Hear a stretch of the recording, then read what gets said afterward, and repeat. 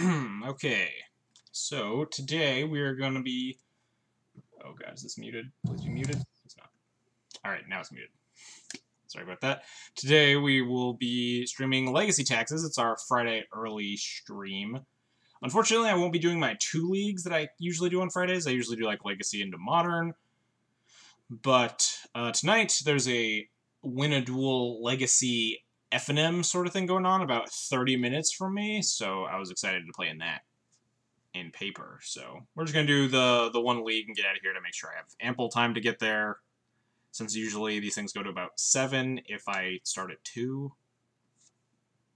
And that's kind of getting close. Also, I'm starting a little bit late, thanks to the IRS being the most wonderful people in the entire world. It's actually impossible to communicate with the IRS via the telephone. Thank you, government agencies in America. Anyhow, we're just going to be playing a Legacy Taxes League to kind of get prepped for this tournament that I'm going to, but not really, because I'm going to be playing Brightlings in paper when I don't get Brightlings online yet, not until like next Friday or something like that. So I won't really get the practice I really want to, but better than nothing. Also, I just love playing Legacy, regardless.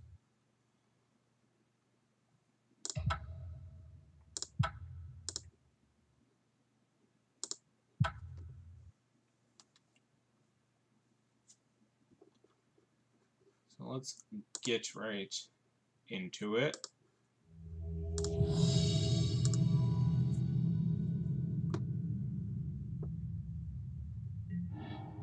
Playing against... Oh, I don't even know.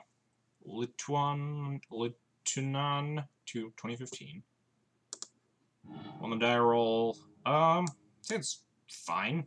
Double Plow is going to be awkward, but if they're a combo deck, we have like Revoker and Thalia. If they're Delver, this hand is stacked. We just can keep this. If my opponent goes land Deathrite, we just get to plow it into like Thalia.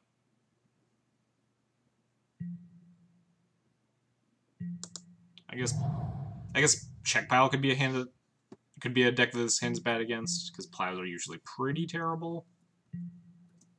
Unless you could snipe turn 1 Deathrites. Could be Moon. I'm gonna guess Blood, like, Dragon Stompy, Blood Moon Stompy, whatever you want to call it nowadays. Which means these plows are kind of bad, I guess. It does beat down Rabbles, but so does just this Thalia. We're just gonna play Thalia here. If they didn't have a play on turn 1, it's probably like Soul Land into Moon or something.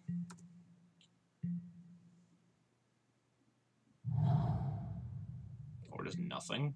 Deal. Ooh, that is a good draw. Protects the Thalia. Alright, I saw that beginning of combat.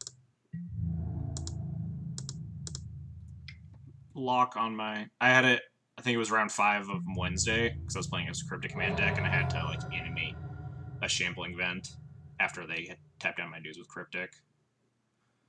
Do I just, like, blind Revoker Chandra here? They're just so far away from it. Playing into Fiery Confluence pretty bad, but playing any of my equipment kind of plays into a Fiery Confluence. I could just jam... I can't actually jam Sword, never mind. I guess it doesn't play into Fiery Confluence that bad, because we get to hold up Crocus to protect the Thalia.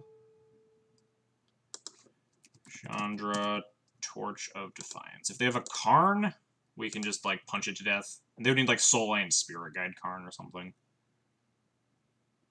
What if they're just, like, not even on Blood Moon Stompy? What if their deck just goes Mountain Pass?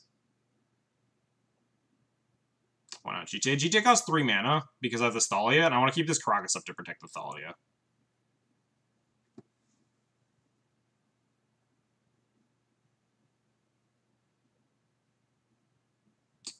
What's up, Matsu? I don't think just slamming GTA and letting my opponent be able to kill this with something or other is super good for me. Although, maybe...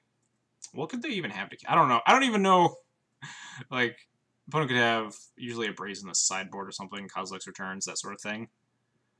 Protecting from Soul Land, Mana Monkey Confluence.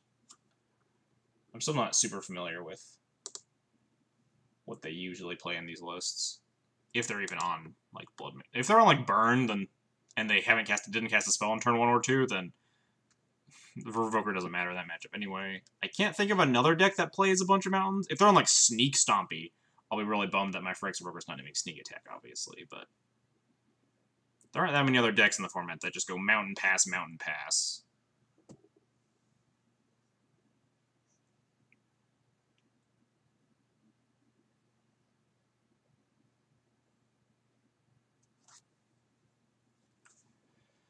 If my opponent has, like, Land Rabblemaster, they get a Goblin, because I can't plow it.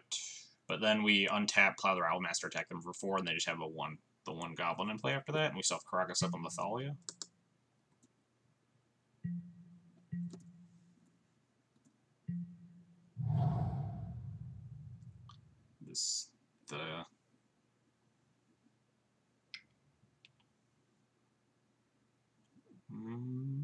Waiting. Blood Moon. Okay. Means that these are much more in danger of getting Fiery Confluence next turn. Alright, that's good. Draw. So we're just gonna play Jite here, partially because I can't play Sword, but even if I had the chance to play Sword here, I'm not sure that I would, because it just makes Fiery Confluence even worse for me. They just shatter the Sword and, like, kill my dudes and then hit me in the face. This way, the Jite's not super good against Blood Moon Stompy. So they can shatter the Jite, kill my guys, nug me for 2, but Jite's not nearly as big a deal as the Sword of Fire and Ice is, I think. Obviously, playing through Ensnaring Bridge, Jite's useful if you have a Stoneforge, but... Alright, that's fine. I'll draw Flicker Wisp for my Revoker to name Chrome Mox. I'm just, like, gonna... Wait. So my opponent's just prepping for a bridge, I guess? They're just getting all the cards out of their hand with this Thalia, so they can just bridge me on with enough mana. So I could revoke Chrome Mox to try and beat bridge to slow them down. I don't know if that's worth it. Because if they just have land drop plus bridge, then we're still hosed. I could just get... I think getting the Jite counters is more relevant against an Ensnaring Bridge anyway. Getting the Jite counters means that if I draw a Stoneforge... I think that's the only card in my deck with more toughness than power, though. Yeah, probably. If I draw a Stoneforge, though, the Jite means that it will be able to connect. We'll equip the Thalia. It doesn't really matter. Actually. Maybe we equip Revoker to protect it better? No, Revoker can die to the Shatter effect on Fiery Confluence, whereas Thalia can't. I can pump the Thalia out of range if I need to. We'll equip there, hit him for 4. So my opponent's, like, very obviously playing into Ensnaring Bridge. But I don't think, like, the Chrome Mox Gambles, or, like, the Revoke Chrome Mox Gamble is going to get me anywhere, because it would take me, hit them to 10. It'd take me another 2 turns in which they could draw, like, any land in their deck.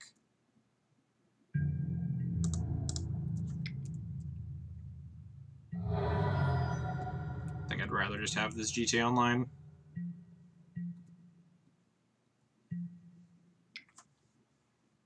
This is a bridge. This is a Trinisphere? That's not going to do anything.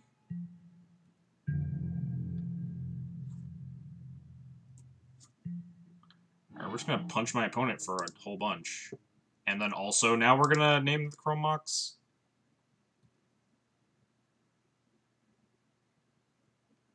Yeah, GG. Nice Trinisphere opponent. I was definitely expecting to get bridged, and now they will not be able to do that. Or I guess they can, but...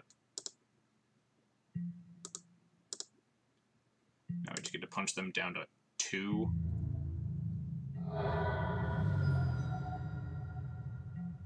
So the only way they win now is if they go land plus Ensnaring Bridge, right? Because they'll draw a card to 3. And then they'll play the bridge down to 2, so they would need a land to kill me. And we're going to revoke this Chrome Mox. They're just stone dead unless they have land plus bridge.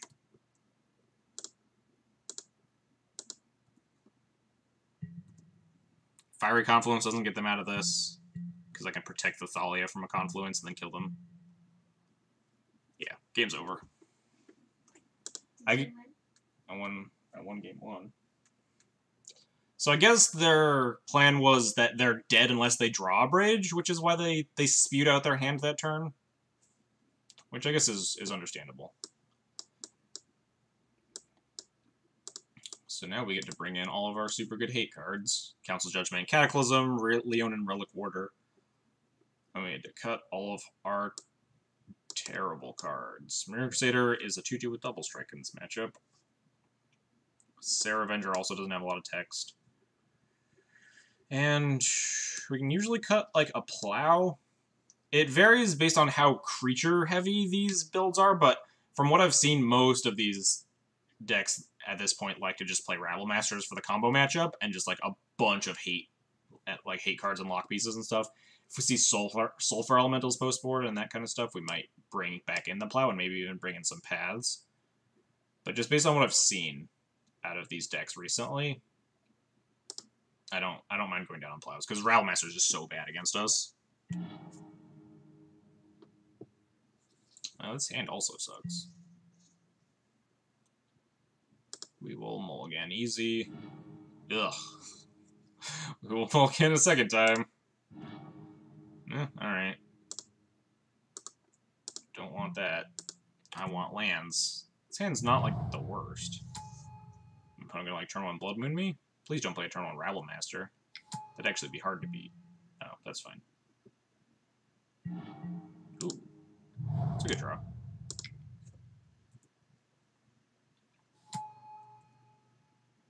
mean, they're probably just gonna, like, shatter it or something, but... we will probably draw out of this much faster than they can Magus of the Moon me this game. Yep, I figured they would just blow it up. But... we're still decent sitting. If we draw a land, we actually... less relevant now, but we can turn off the Chromox with this Revoker.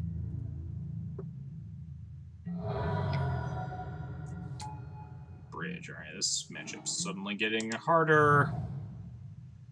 We'll revoke Chromox here. My one has 2 cards in hand, and leaving them on 2 mana is pretty good. If we fit more lands, we can Council's Judgment this Ensnaring Bridge away. Chromox. Not attacking. This Revoker now stonewalls the Magus. Oh man.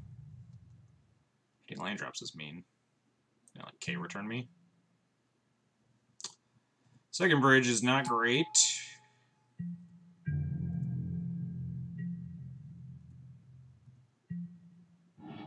These bridges are going to be hard to beat. So I can kill 1, but it doesn't matter right now. So we're better set up to try and protect this Revoker by playing Sword and getting it equipped. Although I guess we're kind of already protecting Revoker because we have Mom. Maybe we play... no, GTA doesn't matter. So we need to deal with 2 bridges is the main issue. I think we're just playing Sword here.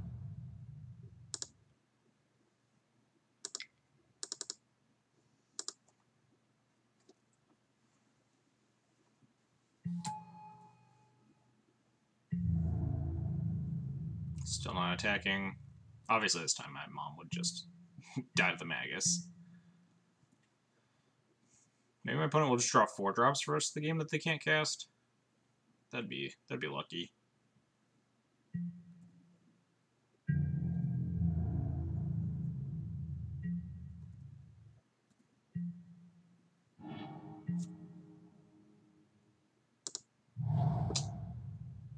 So my opponent might have like another Abrade or something for this Revoker, which makes it dangerous to play equip this GTA, but at this point my opponent has 2 cards in hand. They've emptied out most of what they kept, I assume, which was just like Abrade and a bunch of bridges. So I think we can just go for GTA equip.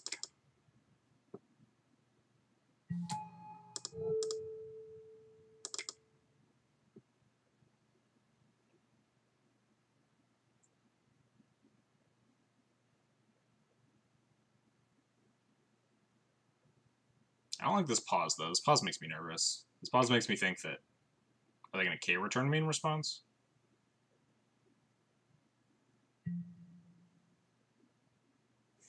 I don't like... I don't like that. I don't like this at all. We'll attack. I assume they have K-return, which this motherfucker just doesn't beat anyway? If they have, like, a Braid and they just did the fake-out by tapping 3 mana? I don't even know how much I care about this Revoker anymore. Yeah, here's the K-return. Oh, Sulfur Elemental. That doesn't do it. I mean, that kills my mom, but I just give this Revoker Pro Red in response. Oh no, it's got Split Second. Shit. Right. Oh well. This thing still trades with whatever. I can kill both their creatures now. Or just the Sulfur Elemental. I assume they block with the Magus here. So they do have Sulfur Elemental, notably. Which is important for game 3.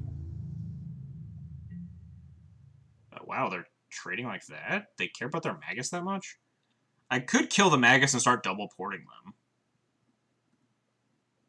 Like, this is fine.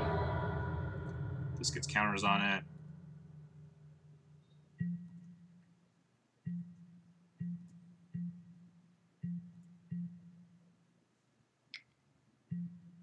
Second Magus? Deal. Guess that plan's kind of out of the question. Ooh, Stoneforge plus GTA gets through these Maguses. Or gets through the bridges and the Maguses, because I can... it might be a little tricky. I might actually need to Council's Judgment one of these Maguses. Because I play Stoneforge, equip GTA, I can put it down to an 0-1, and then plus it up to a 2-3 after it attacks, but then they can double block. First we'll play this, go grab our Batterskull.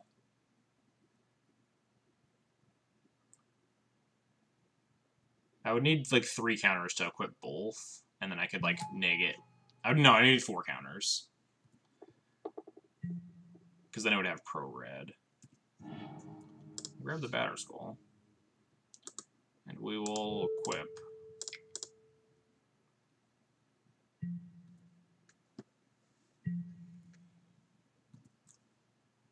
I may just end up Council's Judgmenting one of these Maguses.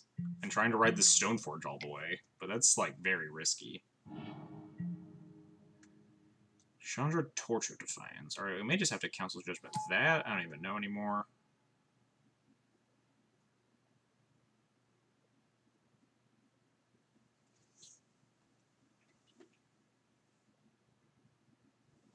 Opponent with 0 cards in hand. They deal me 2 here. So what is the plan? Drawing lands is not a bad plan. So I could Council's Judgment the Chandra, and then the issue... Then I can, like... the only issue is that I can only kill both their Maguses. I still can't beat these bridges. I could Council's Judgment a Magus, minus the Stoneforge down to 0-1, attack the Chandra, plus it up to a 2-3, and then slowly pick at the Chandra that way. But my opponent plussing a Chandra every turn is very likely to find an answer. So I think I might just have to Council's Judgment this Chandra, and then hope I top deck better than my opponent. If I find an answer for one of these Maguses, I can just start punching in, so...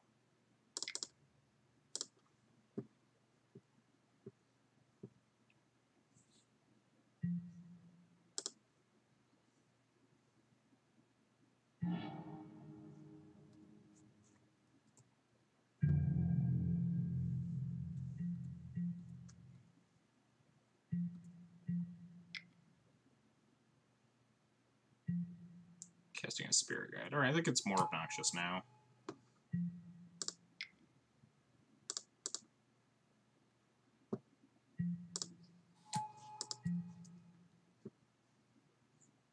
It's going to be harder to punch in with the Stoneforge all of a sudden.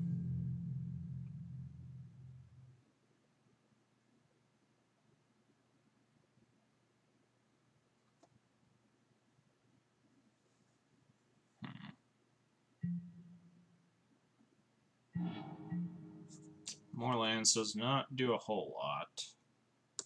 Can really suit up this Stoneforge with everything and then not be able to attack. We put the sword on the germ. And then not really do anything else.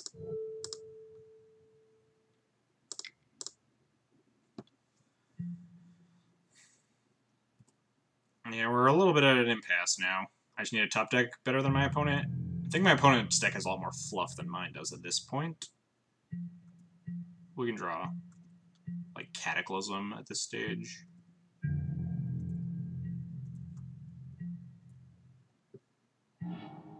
Ooh, a second Stoneforge is really good. Second Stoneforge actually just lets me... Actually, I can just attack with the Stoneforge right now, if they don't have a spell here, so... Let's see if we get to attack.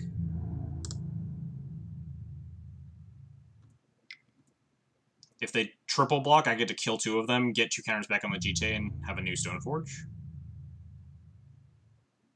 Yeah. We also get to kill all these Maguses.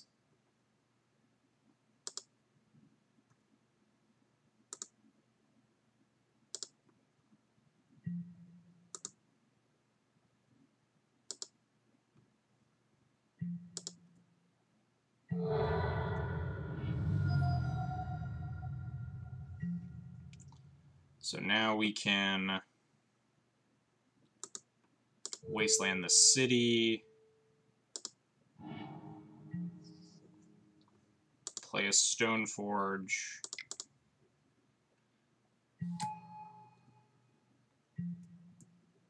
re-equip the Jite.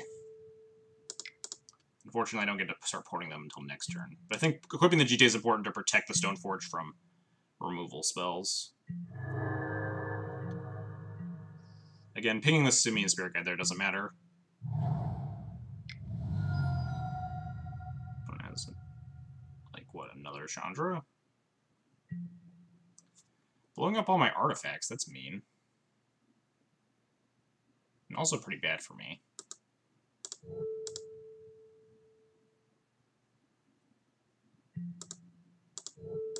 That was like the worst possible top deck for me, I think. That was going to be really hard to beat these bridges. Actually, I get to start double porting them. Maybe not. Maybe it's not the hardest.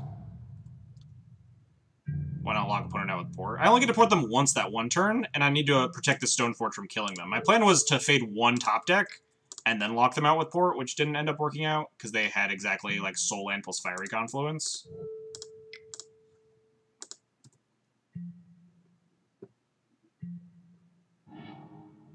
Ooh, we get to revoke this Chrome Mox, too.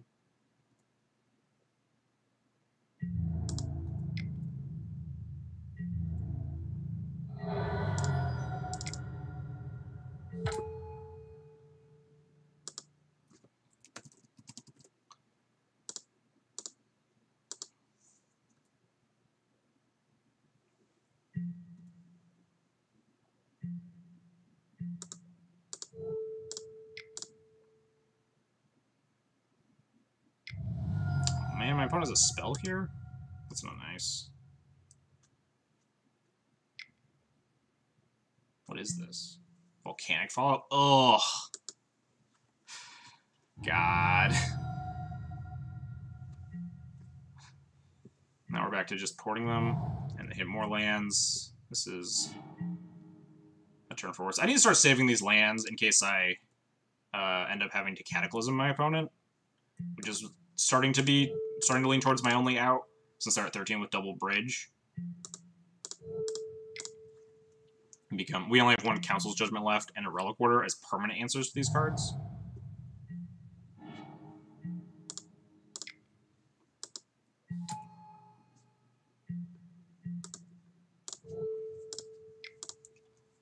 My opponent already has 4 mana, which casts any card in their deck, so we're going to start porting these. So if they want to cast a 4 mana spell, they have to use the Ancient Tomb at least.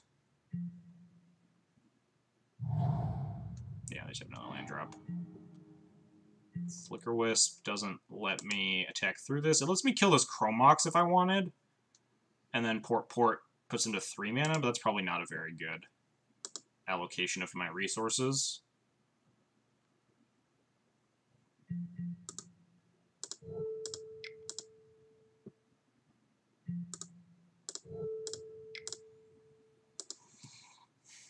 suppose I was probably supposed to tap the tomb that turn.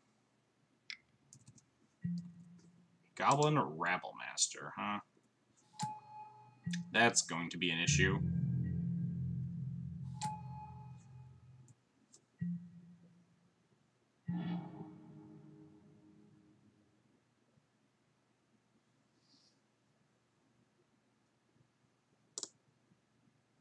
I wonder if playing the planes here is worth... Probably. My outs, even at like Cataclysm at this point, are pretty low.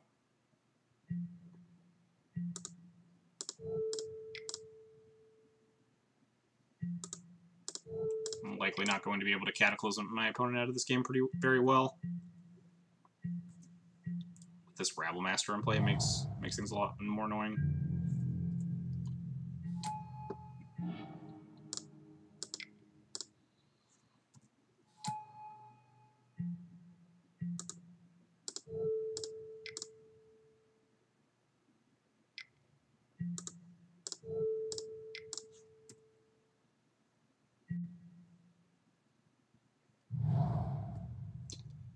It's hitting a lot of land drops here.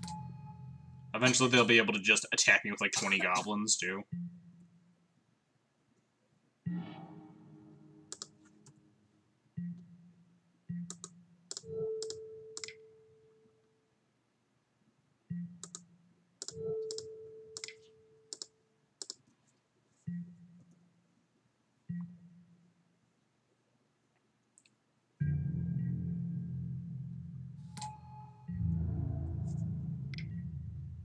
These attacks feel a little bit loose to me.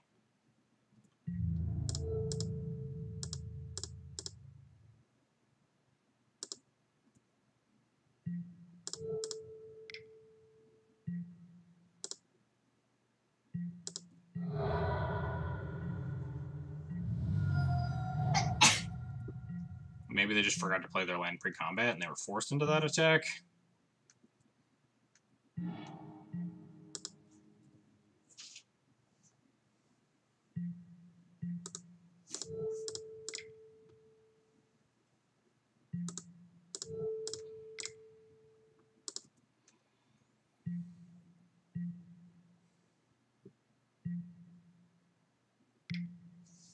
Plays Chromox, sure.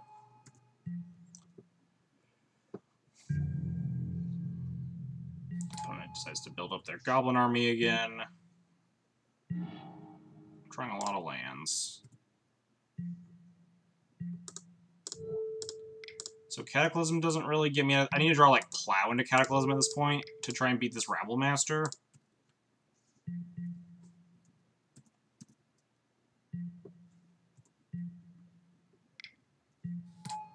Oh, geez. Alright, yeah, that's gonna be game. My opponent can literally just toss all these artifacts at me for just actual lethal. See if we draw Cataclysm exactly this turn, but... Nope. Alright. Go to game 3. So there's definitely an argument, maybe I should have instead of equipping the Stoneforge, because I could deduce that my opponent had a 4-drop in hand that one turn, right? Because they actually didn't cast a spell and let me attack with the Stoneforge. I think they only had 3 mana at the time. So maybe I'm supposed to deduce they have a 4-mana spell, port them once.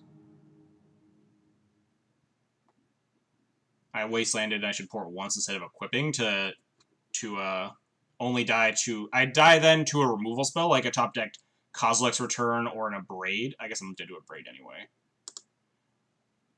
I'm not necessarily sure it was too greedy. It was just playing around different cards. I'd like to play first.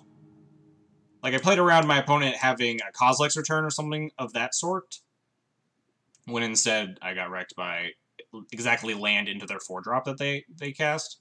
Because they still needed the land, right? Because I played a Revoker or something. No, not that turn. It was a different turn. I forget. This hand's, like, fine, not great. We have, like, Recruiter, Council's Judgment, and a lot of good stuff. Seems probably good enough.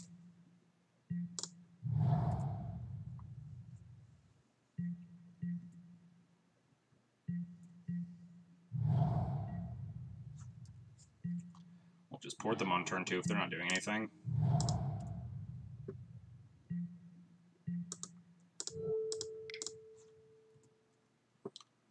I playing a recruiter next turn? Maybe.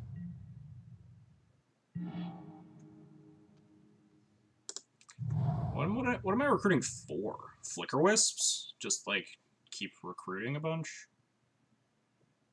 My opponent has Rabble Master. Next turn I Flicker Wisp the recruiter plus Plow the Rabble Master, and they have a 1/1. Yeah, I don't really care. Could recruit for, like, Sanctum Prelate to put on a 4, but... My opponent kept a very slow hand, which leads me to believe that they probably have a bunch of, like, good hate cards in their hand. Like, if they pass a 3-mana, I'm going to play around Sulfur Elemental.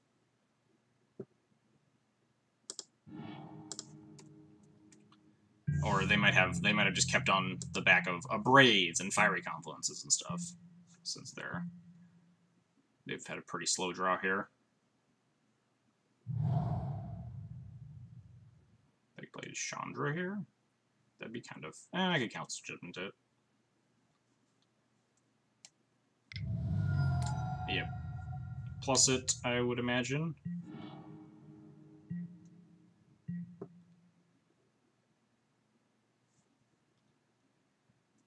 Yeah, we'll Council Judgment it here.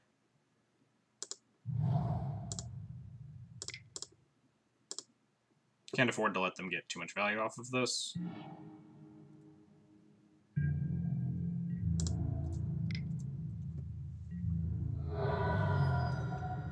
The only danger of that is, like, multiple bridges, and we can stockpile a pretty big board with, like, Flicker Wisp chaining. We just have to be wary of Sulfur Elemental. Oh, yeah, I forgot about that. Maybe I was supposed to, like, bring back in some of our Plows? Blood Moon. Deal. I think this is our chance to just play an equipped Sword of Fire and Ice, honestly.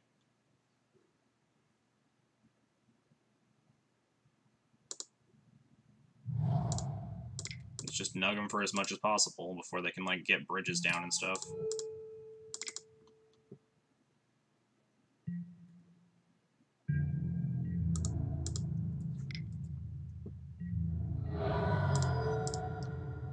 Just punch them for as much as I can.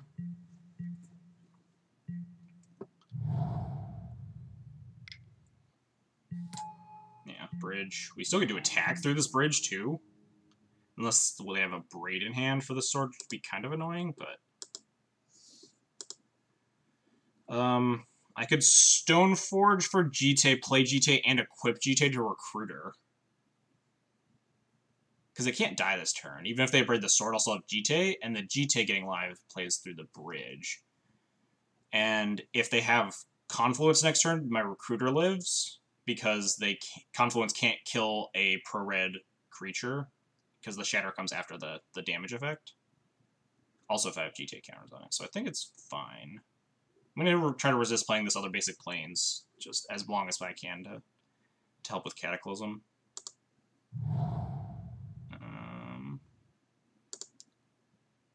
Play Stoneforge here.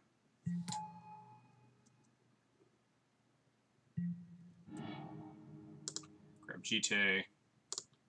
Cast GT. Equip GT.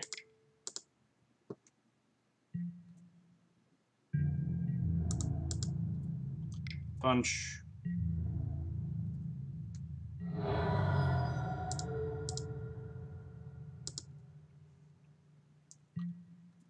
Get GT counters, nug them for 2. So if they Confluence, they kill all my guys but the Recruiter. Actually, no, they can't actually shatter both equipment and kill the Stoneforge either. Second bridge. Okay. Into Magus. So...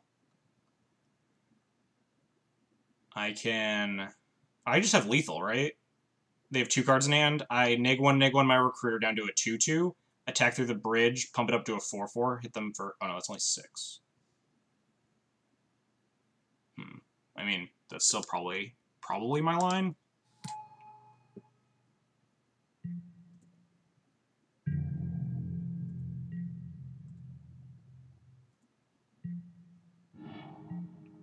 If I plow this, they gain 2, but I also get hit with the Stoneforge. I hit them for 4, because this would be a 2/2, then a 4/4. Can I just move sword? No, that doesn't work, because these both have 1 power. Plow this to go to 9. I'm only attacking them for 2, 4, 5, 6, 7. So they'd be at 2. So yeah, this Magus doesn't matter.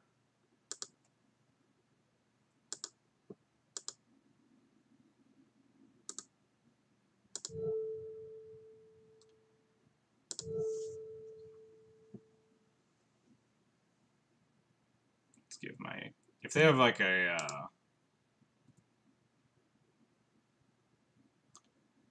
spirit guide in hand, it might get annoying. Oh no. No. Alright. Yeah. So we need a -1/-1 on our recruiter again to attack.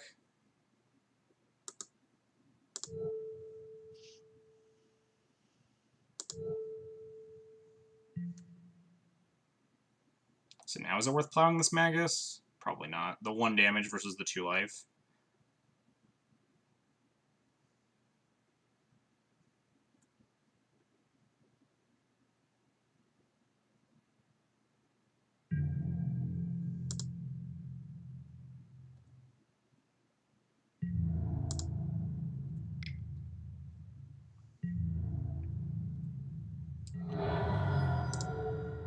I could just shoot the Magus, but I think I just want to keep dealing them as much damage as I can.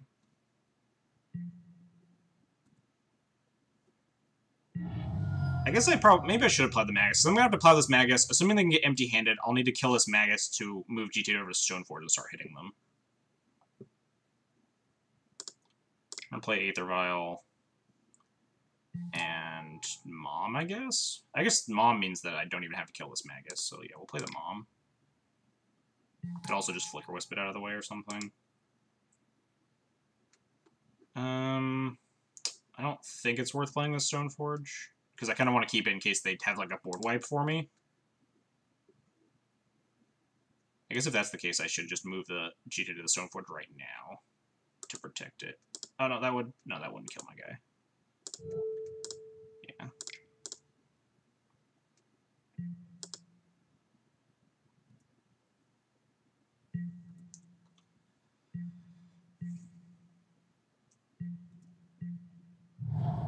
So they have a land. I would assume they have a spell here. Do they not?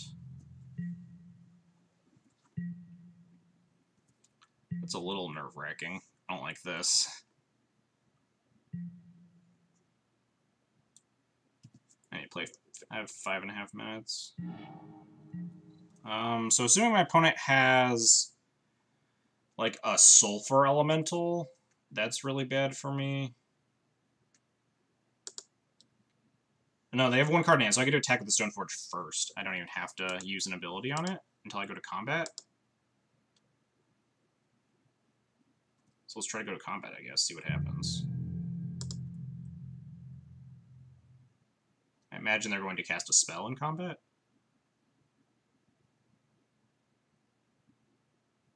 Like, nope, they're letting me attack. I don't know what gets them out of this. I'm gonna pro-red my Stoneforge. I guess like I don't know what removal spell they would have. Sulfur Elemental? Sure, that doesn't help. They still die. Yeah, they're just dead. Resolves. My Mother Rune's activation still works. This thing gets pro-red. I make it a 4/4, and they just lose? Question mark? Yeah, they're just dead. Yeah, I think they needed to Sulfur Elemental at a different point. I almost imagined activating my Mom as soon as possible to play around exactly that. Because I figured that was one of the only cards they would pass the turn with. But, I mean, assuming optimal play, they just flash that in as soon as they draw it to just kill the Mom, so I can't do that. So it's a little weird how that... So if they had done that, they have a Sulfur Elemental and a Magus now. I have a Stoneforge with 2 counters on it. They have no cards in hand. My Stoneforge is also now a 2/1? Yeah, I don't know what I mean, I guess I could have plowed it and then started hitting them with the Stoneforge again. But they would have, like, gained 3 life. It definitely would have been a different game. They would have gotten a couple draws to find something. Oh well. You live and you learn.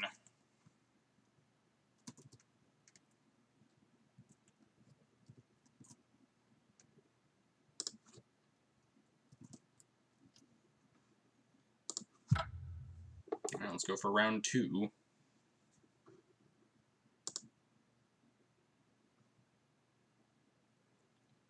It's an odd last game. I don't know, maybe my opponent like didn't know. They might have taken like a little bit too much damage off the recruiter. They might have not thought about the G-tape getting the recruiter out of range of the bridge and attacking through them. I've definitely played against this person before, like very recently, but for the life of me, I have no idea what they're on. I'm gonna keep his hand though.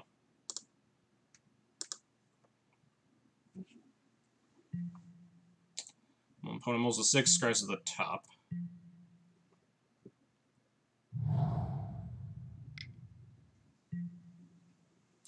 Turbo Depths. That's great.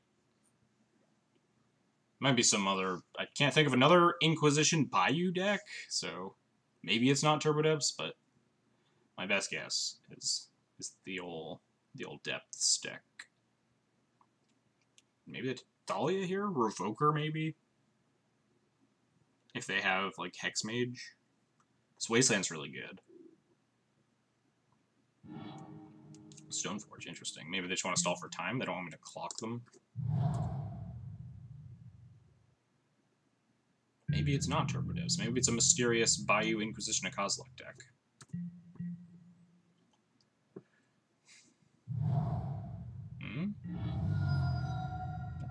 I think Depths plays green fetches.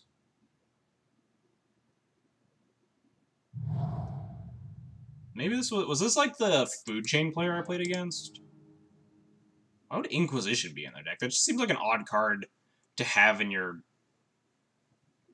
like, check pile? I mean, I'm just gonna jam this Thalia and have it get Fatal Pushed if they're on check pile. I could just Wasteland them. My opponent just didn't have a turn 2 play. I think I'm just gonna Wasteland them. Get out of here, Bayou. My opponent is like Stifle here. I'm sad, but I can't think of an Inquisition Bayou Island deck that also plays Stifles. Yeah, Brainstorm, okay. The old insta Brainstorm, good for me. Hopefully they just miss on the line and lose.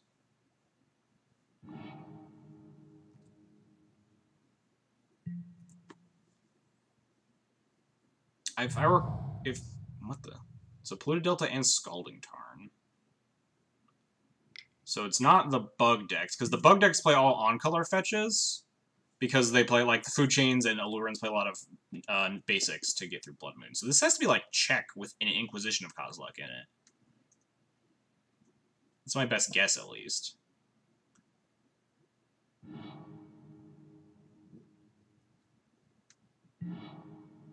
I mean, we'll slam this Thalia. Now they can't Fatal Push this. What do they do with... They did not shuffle off their Ponder, but... I'm just slam this Thalia, whatever. Opponent can't Fatal Push this. Tess? Tess is not going to be playing Inquisition of Kozilek. Definitely. There's no Storm deck that's going to be playing Inquisition. Yeah, they Force a Will me.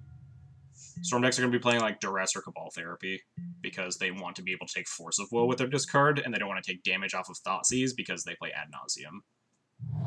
I'm pretty sure this is just a pile deck with an Inquisition in it, I guess. Opponent's just gonna like slam Leovold? Nope. Him me. They him the Revoker and the Plains? Sure, I don't really. I mean, I kind of wanted the Plains because now I can't play 3-drops, but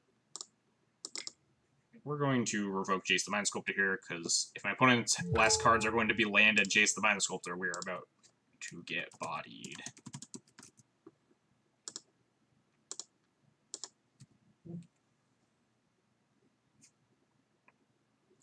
I really want to hit a land drop. Just start beating him down with Flicker Wisps. We have a Plowfer. Yeah, just 4C with an Inquisition just seems like kind of a weird card, but I guess they don't really want to take damage off of like Thoughtseize, and they don't care about the super expensive cards like Force. Alright, rip Revoker. I don't think I've ever seen an Inquisition in these decks before.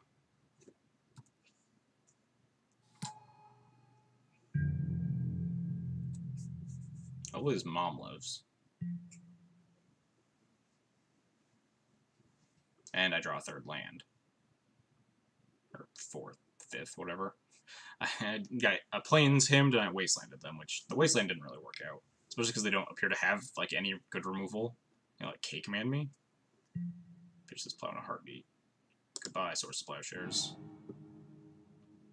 Third land, yes! I mean, Naked Flicker Wisps aren't exactly the best cards in the world, but at least I get to play threats, and my opponent is also top-decking at this point. We can also, if this Wisp survives, we can start Wisping the Wisp, and just, like, flickering them in and out of play to dodge certain things. Or, like, Wisp out a land for their turn. Don't typically play around the -1/-1 hate until game 2 and 3, because I mean, stuff like Marsh Casualties is usually pretty bad in the main deck. What has 2 cards in their hand? I need to take that stop out of my beginning of combat again. Punch. I think maybe we'll actually play this Mom rather than the Wisp. I like getting this Mom set up before my opponent manages to, like, have remove. Although they might be on, like, Fatal Push, which is a cause for playing Wisp instead. Because they can't push this Wisp. Oh, they're gonna snap Brainstorm? I think I would have rather snap Pondered. Unless the last card in their hand is a fetch land, in which case they probably should have, like, snap Brainstormed on their turn. I don't know, this... My opponent has end-step Brainstormed me twice, so... Also, they were in my main phase. Like, I could cast a spell right now if I wanted to after that, but... Fortunately, I have nothing to do there. But I'm pretty sure my opponent's use of Brainstorm has been pretty incorrect thus far. But they drew the fetch. Always lucky. And probably just like played Jaceer. Just completely demolished me. Oh, never mind. I don't care about that. You already have, like, infinite lands. Does Mother Runes get online? Ooh, this Mother Runes gets online. That is excellent. Hit him with the Wisp.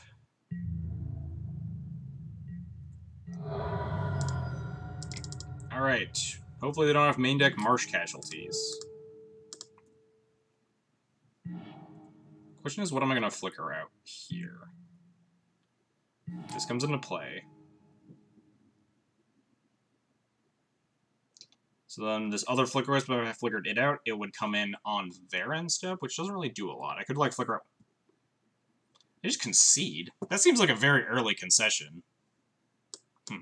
Alright, I'll take it. It was odd. I don't think my opponent appears to not be super experienced with casting the card Brainstorm, because especially if you're a fair deck, you very, very rarely want to be casting that card in your end step without a fetch land in play. I think either they should have, like, main phase Snap Brainstormed or Snap Pondered if they didn't have a fetch land. Because if they didn't hit a fetch and they, like, just Stormlock themselves with, like, garbage cards like Deathrite Shamans, or at that point, like, Leovolds and stuff, and they can't, like, shuffle them away, it becomes super bad for you. Anyhow, the classic sideboard strat, bring in all these sweet cards, and then cut Revokers and Plows because they're bad. And then hope to just draw a pile of Mirror Crusaders in the post board. There's an argument for leaving in, like, 1 Revoker instead of 1 Plow, because the upside of playing a singleton Revoker in a deck with Recruiter of the Guard is probably better than the upside of a singleton Plow. This hand is close. I think it's a keep. We have Uncounterable Thalia, which usually doesn't matter, and if we draw any other white source, we have Uncounterable Crusader. If we draw any other land, we have Uncounterable Recruiter. Those Wisp and the Stoneforge are, like, way off, but we're on the draw, too. I think this hand's, like, good enough. My opponent doesn't have Wasteland or something to punish me.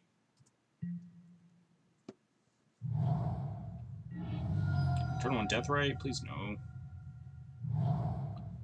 Turn 1 Deathrite hands are so much harder to beat.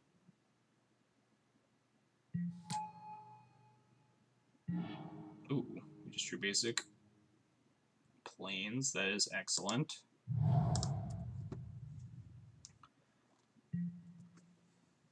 They just have like turn 2 Leovold or some nonsense here. We're just very, very, very sad.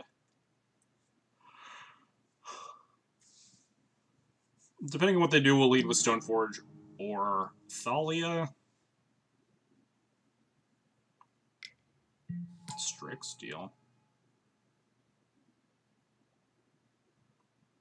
Then I have another land.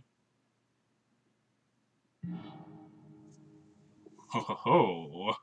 No land and your Deathrite no longer works because there's nothing in your graveyard. We're going to make sure this Thalia resolves through a force because we really want this Thalia to resolve to just put my opponent into the ground here.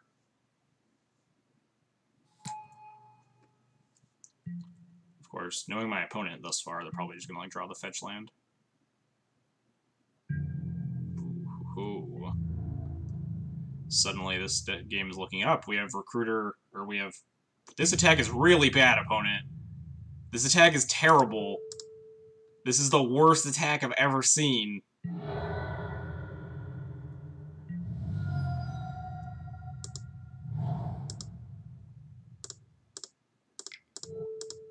Opponent, what are you doing? Opponent, are you okay? Now we just get to, like, port them for the rest of this game, and they just die to 6 a turn. Maybe my opponent, like, clicked attack all on accident. That might be what happened. They might have just, like, right-click attack all. I've done that before. They meant to just attack with the Strix, but I'll take a free Deathrite kill. It's a lightning bolt on my Thalia. That's a little mean. At least they don't bolt my Crusader. Now we just get to Crusader them to death. Probably just gonna, like, Vile Port them, honestly. I don't know why they didn't attack here. They're definitely not blocking.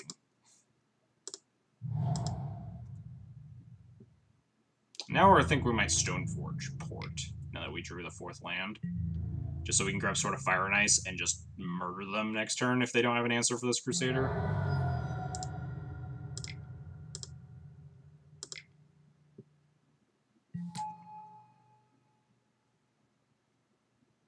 Okay, game. The game is over. We got him. We got Check Pile. 2-0'd. Really gave him the business there. Opponent kept a very dicey hand against Death and Taxes. With just fetch land Deathrite, and there's no, like, cantrip to find a land. It's just a Baleful Strix to try to blindly find one. That seems pretty loose.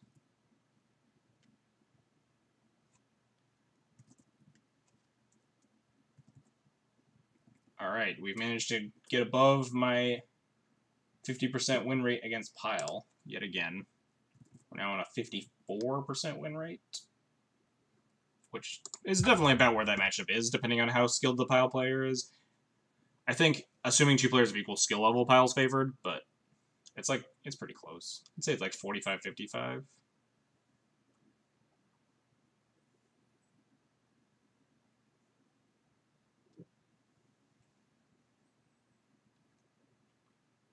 Wow, the other decks in the format are really kind of clustered around 2nd place. So my number 1 play is obviously Grixis Delver at 30 matches, and then clustered around the number 2 spot, I have Red Black Reanimator at 17, Ant at 16, Lands at 12, Miracles at 12, Check Pile at 13, D&T at 11, Mono Red Stompy at 9, Show and Tell at 8, and it starts fading off.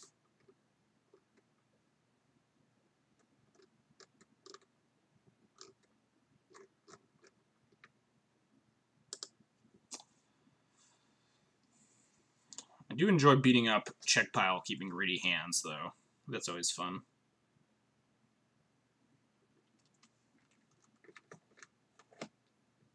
Definitely played in tournaments where my opponents just kept keeping, like, 1-land Ponder hands, and they would just die to Thalias and Wastelands and Ports.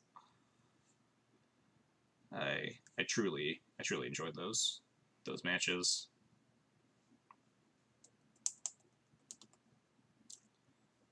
And we wait for round 3. I need to remember this person's name and their play check pile. Gabriella Doberman? Gabriel A. Doberman? I don't know. But I don't remember. I think I played against them, like, the last time I played this deck, even. Which would have been, like, Monday?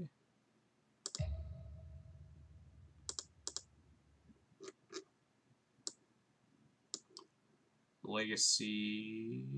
Ah, here we go, yeah. Looks like I 2-0'd then, too. I wonder if they were on pile. Wait, 1, 2, 3, 4, 5. Oh, this might have been last Friday, actually, when I played against them.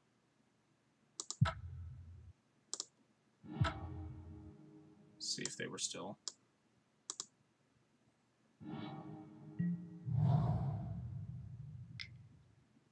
Were they on pile? Misty, UC, Deathrite, Probe. So they're on Delver? Yeah, okay, so they played Delver. Okay, interesting. So they have multiple decks. Yeah, okay, cool. That sates my curiosity about my previous opponent. So you can't always tell what your opponent's doing just by playing them previously.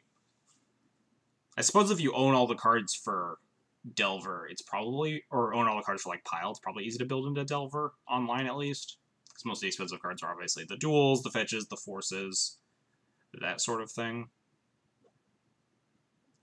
Because with Pile, you need a couple of non-blue lands, like a Badlands and a Bayou or something.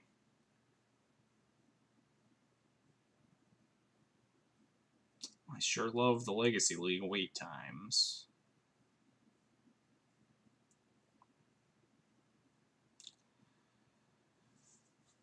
.5 minutes.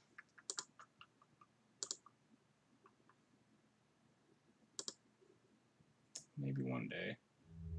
Oh, cool. One day has arrived. Let's go for round 3 against Marius of the Moon. Hope they are playing Magus of the Moon deck. God, this Batter Skull continues to haunt my hopes and dreams and opening hands. But this hand's good enough. Obviously better with like a 1-drop, but you can't always have a 1-drop with this deck. You only have 8, or 12 including plows, but 8 turn 1 plays between Vials and Moms. This hand can cast a Thalia and cast a Stoneforge, and it's 1 land away from casting these spells, which are very good in the right matchup. Ooh, my opponent is playing possibly playing Magus the Moon deck. Yep. Is this good against Magus? We have Prelate if we get there. I'm gonna like Blood Moon me here? Deal. 100% in for that. Ooh. Giving my opponent the business here. We can put Prelate on 4, which is really good pre-board. Still doesn't beat Bridges, but if they play Bridge here, I'm definitely Prelating on 4. I'll consider Prelate on 3, but probably not. Oh, they can't Bridge here. I have Thalia. I think my opponent's trying to Bridge me. Or like cast a 3-drop. Looks like they've used 2 mana. No. Control Z, Control Z, Control Z. What's happening? They trying to cast a Chalice on 1? Or what? Did they figure it out? Yeah, alright, cool. Opponent found the line. Yeah, I think we're definitely putting Prelate on 4 now that we have this Recruiter. We can recruit for a Wisp and just like build up a huge board and kill them.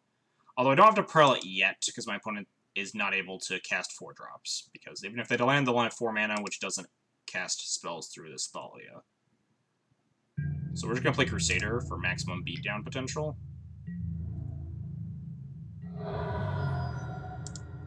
They're at like way too much life for me to realistically play Prelate on 3 and just try to beat them like that, because any of their 4-drops, like Confluence or Chandra, can just kill the Prelate to unlock their bridge.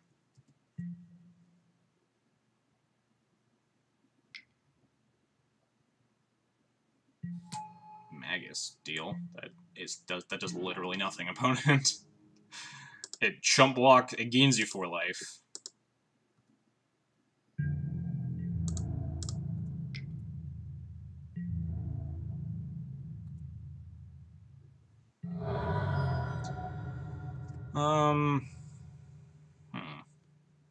Maybe I do play Prelude on 3. My opponent missed their land drops. They only have 3 mana. I imagine they have 4 drops in hand, but they could also have a bridge in hand that they're not able to cast. Although, they would need to have land plus bridge, and that would put them down to 2 cards in hand, and I could still just punch them for a bunch.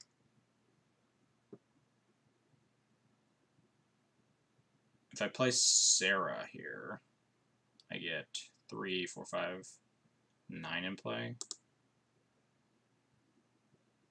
I actually have lethal if I draw a land with playing the Stoneforge, so let's do that.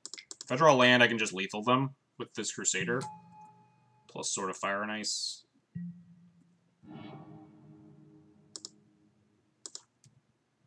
So we'll try this out.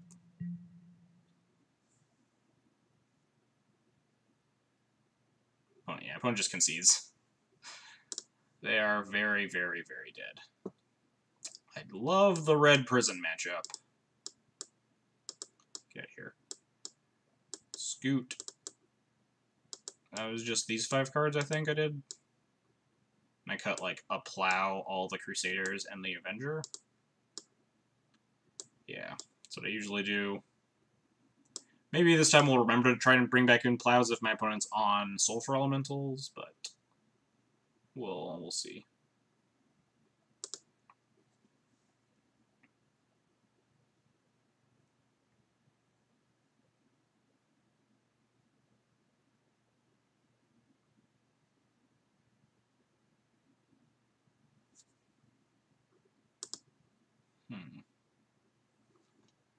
Back to my data here. What's my record against Stompy? 8-1. Pretty good. Yeah, the Stompy match, you're definitely not gunning for death and taxes when you sign up to play Mono Red Stompy. Chalice the Voids and Blood Moon is not good against the pile of basic plains deck. I like this hand a little bit less post-board, just because Prelate's not as good. I could put Prelate on 3 and try to protect it with an equipment with Stoneforge. Like, turn 2 Stoneforge, get Sword, turn 3 Prelate on 3, turn 4 activate Stoneforge, and put equip to the Prelate, which protects it. Because Prelate on 3 beats a lot more stuff all of a sudden. Because they have, like, Volcanic Fallouts in their deck, and Kozilek's Returns, cards that I want to be wary of. I think we're going to keep this. We just have a lot of basic lands. We can even port them if we want. Chalice on 1. Deal. Sorcerer's Spyglass. Yeah.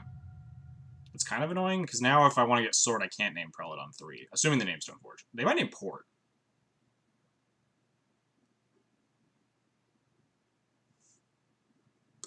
Port would also be a name that would kind of make sense.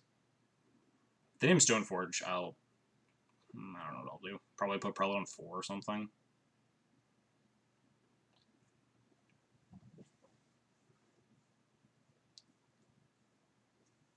Stoneforge Mystic. Okay, we'll see. We have turns to draw cards and figure out what I want to do.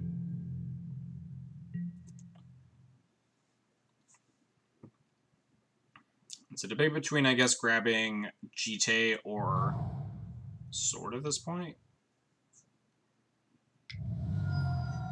Blood Moon deal. Could just Thalia them. Probably just gonna Thalia them now. They're down to 2 mana because of their Blood Moon, so we're just gonna cast a Thalia.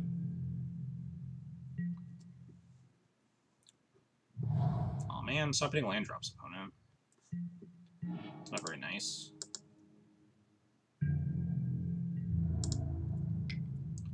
We're gonna play this Prelate on 3 now. Gonna braid this.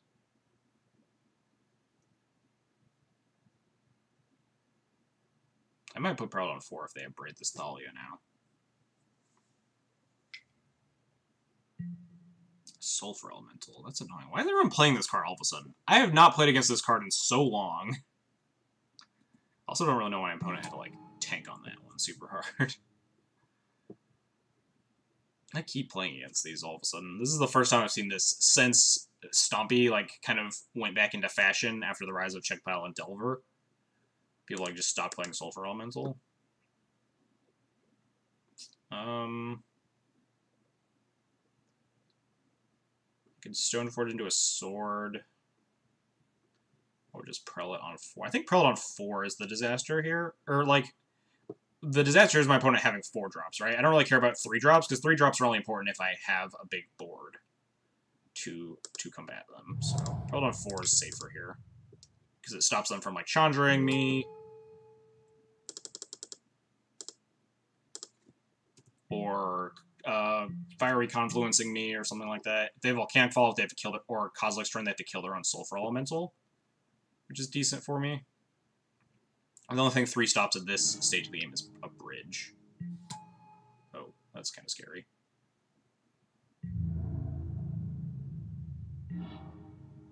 I don't know what my plan is to beat that. I could toss my Flicker Wisp into the void to flicker out the Blood Moon and wasteland their Ancient Tomb. That seems like not great.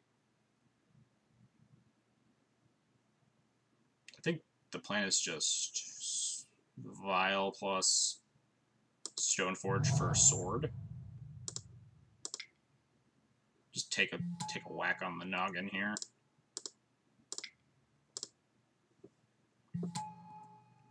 Yeah, my opponent has Sulfur Elemental and Hazoret in their deck. I think I just won all my plows.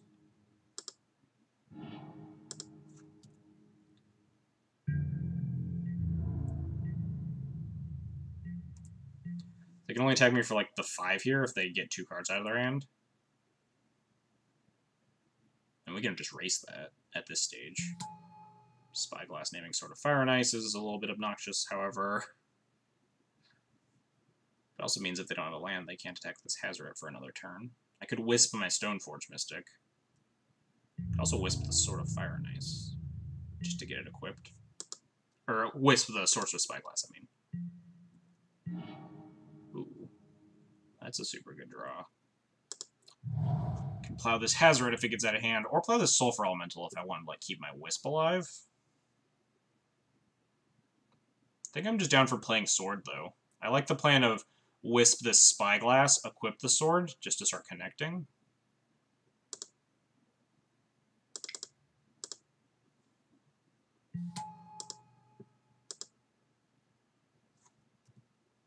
I could probably attack with the Stoneforge here, but I guess I didn't need to cast. Oh, no, I did need to cast it. This is Spyglass is naming Mystic.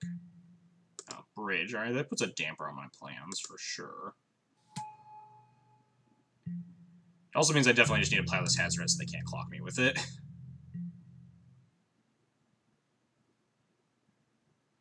Because now they're just, I'm on a 10-turn clock of them activating Hazoret every turn to, like, get all their cards out of their hand.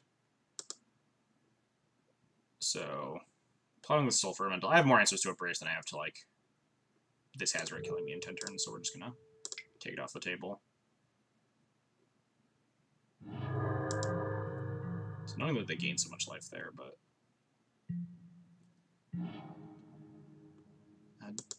just a Batterskull, huh? Interesting. I'm gonna attack with the Stoneforge now.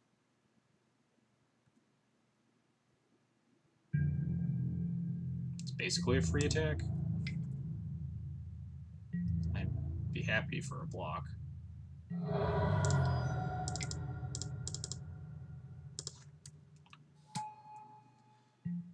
Definitely would have rather drawn GTA than Batterskull that turn, but beggars can't be choosers. Another bridge, alright, that's annoying.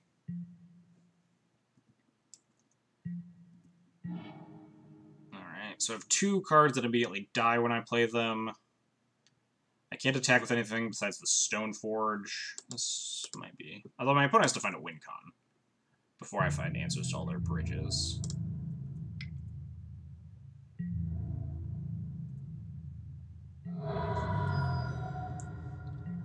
Fortunately, the GJ trick doesn't even work well. There's a Sulfur Elemental in play. Jesus, these have been some draws for my opponent. I think I'm actually supposed to Wisp out the Blood Moon so I can Wasteland and port them. At least port them for 1 turn. And Wasteland them for, like, more than 1 turn.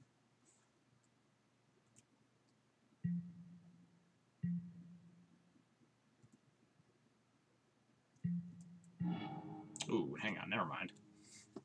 This suddenly changes things.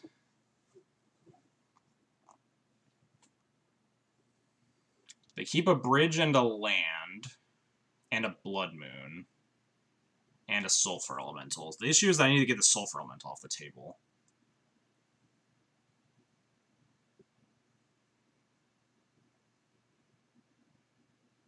I could... No, I can't keep... Yeah, I don't have enough stuff to keep. Here, fly. I think we just have to sit on this for a little bit longer. My opponent can't cast 4-drops anyway.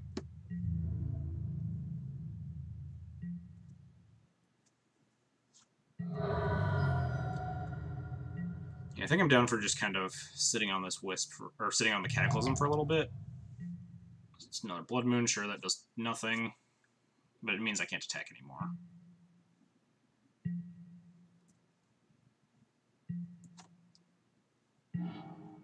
I'm going to stop playing lands. The plan is to try and find a card that kills Sulfur Elemental, I think. Although I only have 2 Plows left in the deck. They just have 2 4-drops in hand? That'd be wonderful.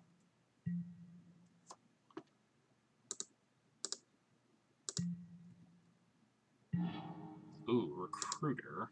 Does Recruiter find me anything? I don't think so. It finds me a Stoneforge to, like, GTA this... Or, yeah, to GTA this Stoneforge. And immediately dies. Finds me Phyrexian Revoker if I want it, or Flicker Wisp if I want it, or a Leonin Relic Order, but I don't think I want any of those cards right now.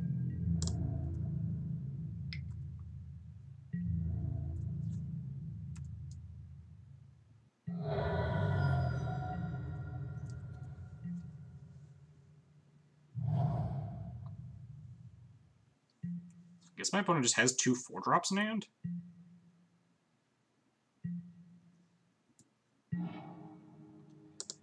Again, don't want to play any of these cards that are just going to die to the inevitable Cataclysm to kill my opponent.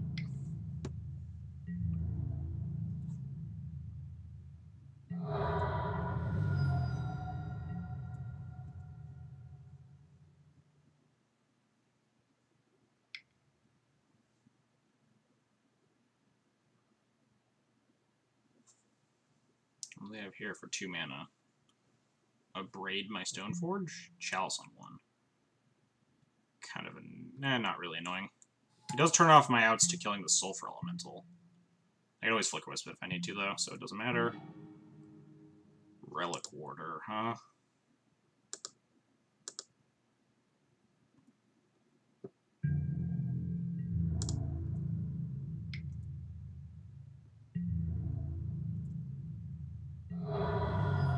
I suppose just... I don't discard yet, so I can just keep passing. My opponent has to have a lot of lands to get them out of just them getting Cataclysmed down. Especially because I have this Wasteland in hand, too. They have 3 cards in hand now.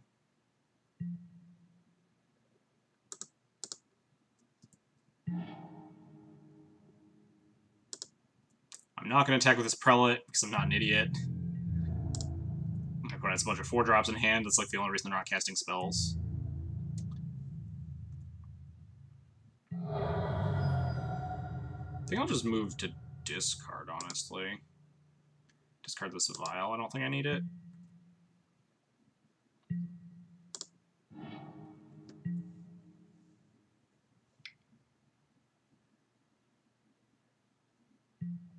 Simian Spirit Guide. Oh no, that blocks my Stoneforge Mystic.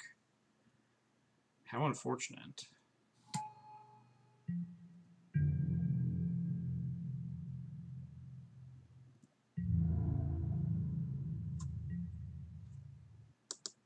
I think I'm down for recruiting the other Stoneforge now.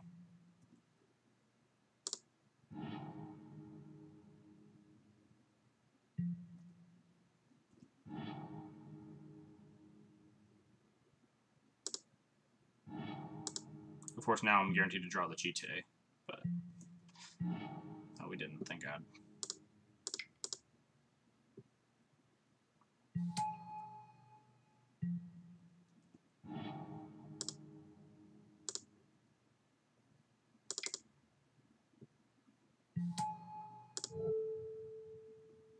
Make sure I equip it to the non-summoning sick one.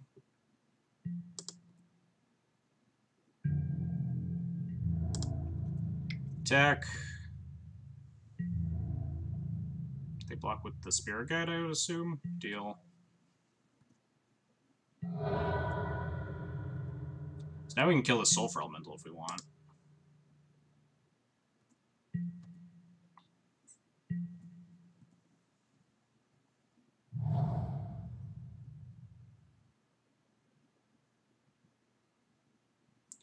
Which makes this Cataclysm play. Alright, my opponent just gives up. I think I did. I kind of. So when I drew the Recruiter, I realized I was like, oh, I can recruit Stoneforge to grab GTA. And then I just immediately forgot about it. And then on the turn they played the Spirit Guide, I was like, oh yeah, I can go get this GTA. Which I probably should have got the GTA like 2 or 3 turns previous to that. But I don't think it mattered too much, because my hand was very, very stacked.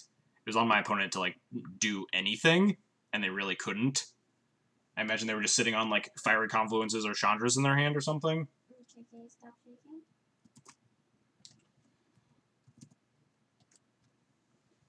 19 wins and 5 losses against Mono Red. Alright, did I miss a match? No. Yeah, I'm like one. I think I'm one off. I recorded a check pile and everything today. Because I'm only at 222. Yes? Stop shaking. I'm not shaking.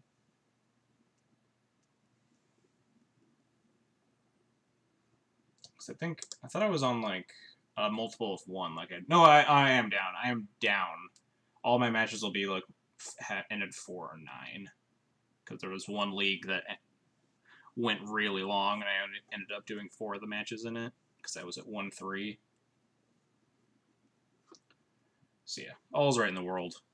All's right in my spreadsheet recording. I should get a better spreadsheet system than like just making an Excel file and keeping track of wins and losses.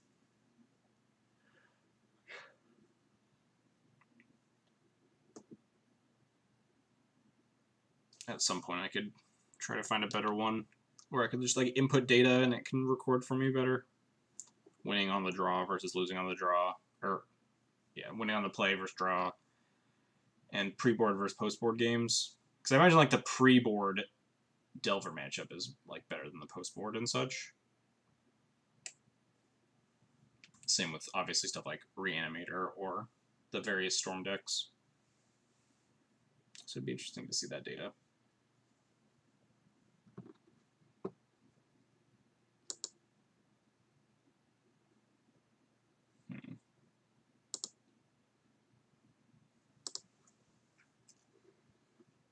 So we managed to beat up a bunch of red prison decks, punish people that want to punish people. The Circle of Life. There are too many non-basic lands and 1-drops in the format, so everyone brings out their Chalices and Blood Moons, so then you bring your 13 basic planes deck, show them what's what. I think I'm playing like 11 basic planes right now, but in the Brightling version I'll be playing 13. Or at least a tryout.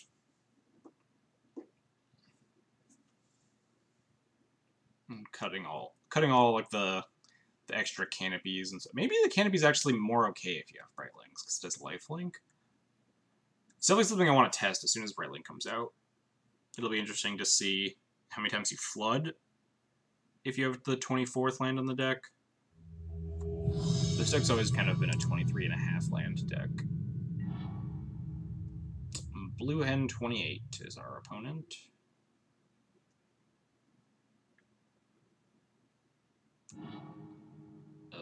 This Batter Skull in the opening continues to haunt me.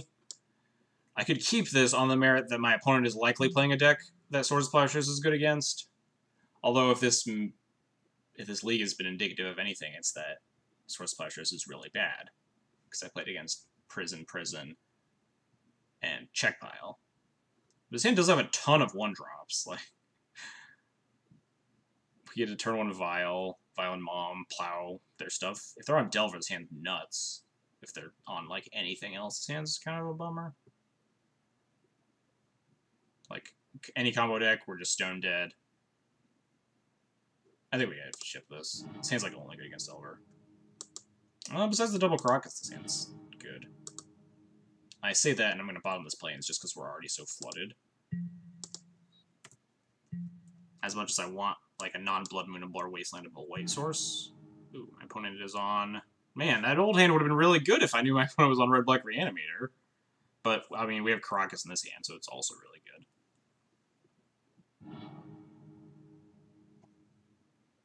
The jig is up, boys. What did they pitch?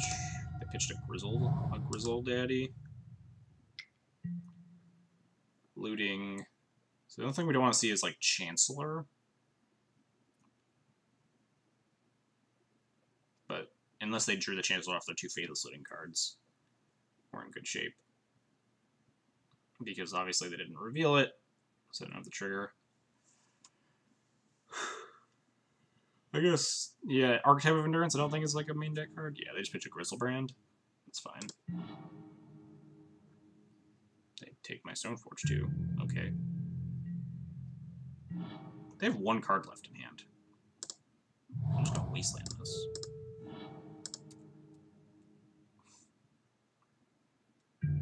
We have Caracas to beat this Grizzlebrand if they ever have, like, land plus reanimate spell. Man, they're gonna fetch a basic. That's no fair opponent. This seems... I guess they just get to draw a fresh 7, so that's fine. But now they're at 3 life, which is very dangerous.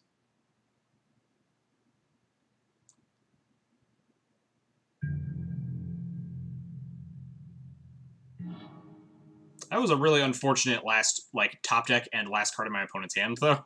I was hoping to delay them for at least a little bit on the land plus the 1-mana reanimate spell.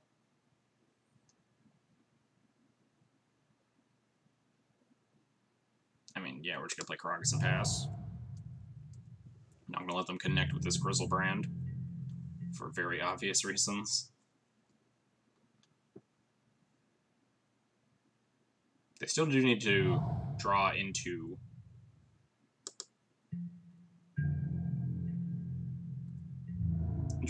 like, a non-legendary creature to beat me with. Like a Chancellor or something. You can have that back, opponent.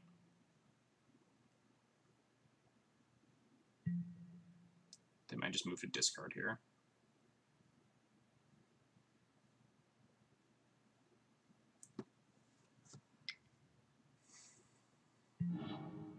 Dark Writ? What is happening? Dark Writ. Okay, so they're gonna, like, entomb a Chancellor here or something? Maybe if they have Sire Tidespout. Alright, that's fair.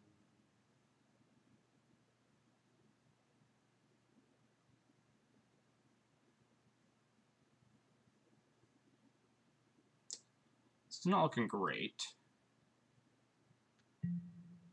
Therapy me? Okay. Do they know this GT's in my hand? I'm not positive. Guess we're about to find out. But it also means they're not reanimating, or else they would have reanimated Tidespout first. Okay, they're just making sure that the coast is clear for their Tidespout. But they can't 1-mana reanimate. Do they fetch into, like, Animate Dead?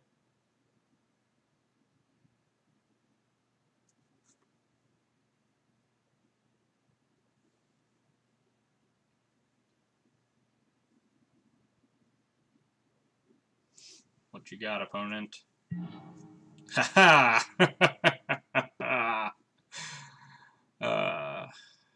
Justice. I'm not gonna cast this GTA. For obvious reasons. Therapy to clear the way for their Tidespout. Immediately draw the Plow.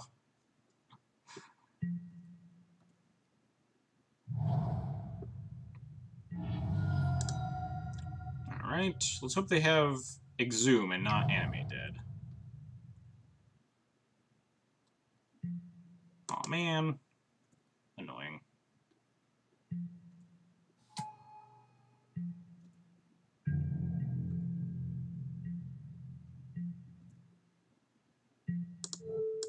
Goodbye, Tide Spout Tyrant.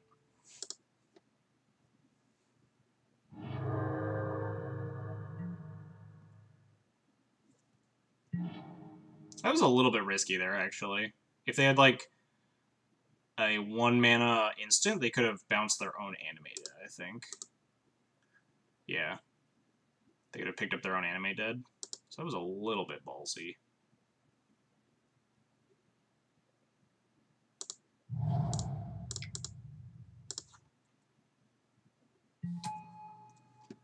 Giving the opponent the business here. They now needed to find another fatty, and they're down 2 Entombs. They need another non-legendary fatty as well.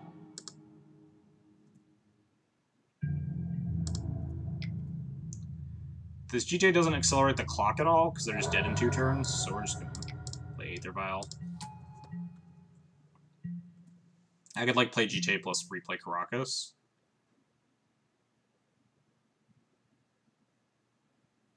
But it's not a big deal.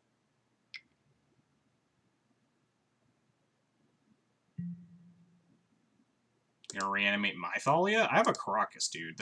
You're just dead. Might want to reanimate this. No, Stoneforge doesn't really do anything. Yoink. Now you're just dead a turn early.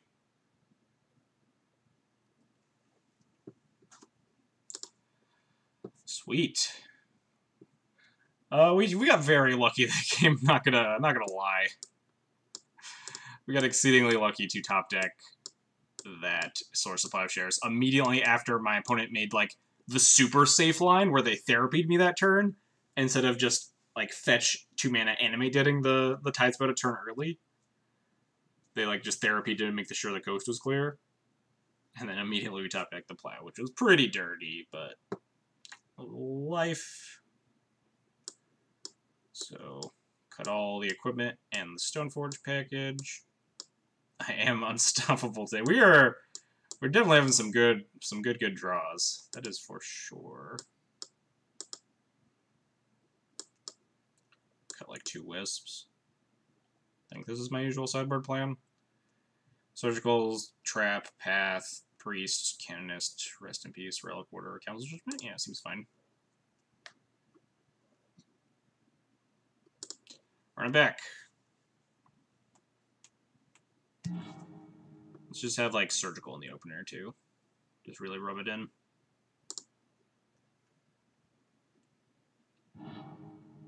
Not Surgical. Is this good enough? I mean, we have Plow, which can deal with the first threat a lot of the time, and we have Priest. We have 2 draws at a land. I think it's probably good enough. I probably shouldn't F6. I should make my opponent play around Surgical Extraction. Oh, never mind. We can F6.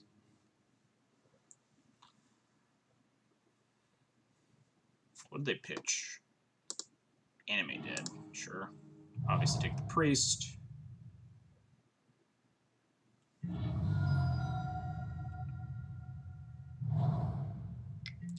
Looting into... What do we got, opponent? What fatty? Please not, like, Inkwell Leviathan? Oh, man, Archetype of Endurance, really? That is not very nice, opponent. But it also means they have to have another Reanimate spell and another fatty to put in the graveyard, because this archetype does not beat just a Mother of Runes.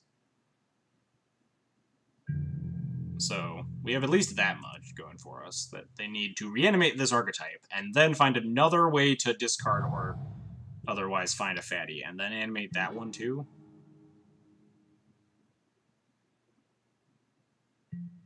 Yeah, Animate Dead their archetype. Animate Dead is actually susceptible to dying too. What are they gonna name? I hope they don't name the Flicker Wisp. Nab the second Wisp. They might name Prelate? They name Wisp. Dang it! Rude. Yeah. Wisp is one of the ways we'd beat Animate Dead, because we could, like, Wisp off the Animate Dead and have Rest in Peace or Surgical. It's a bummer we drew the other Wisp for turn, but now they have no cards in hand, so we're at a standstill. Play another Mom.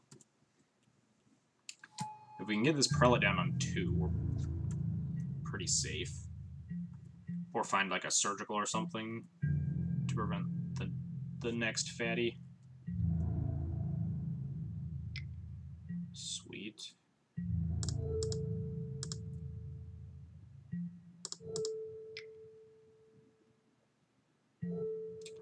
I'll choose green.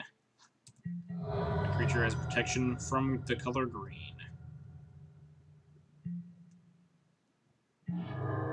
Alright, not as sweet. Could start poking them with 1-Mom.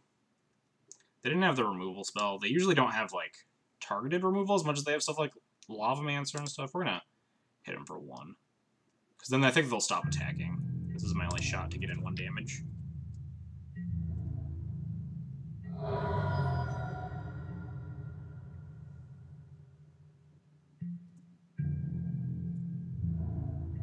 Yeah, that's what I figured.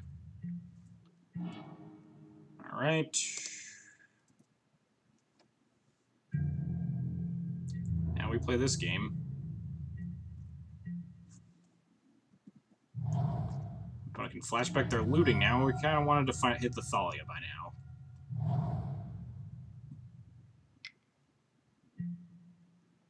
Yep.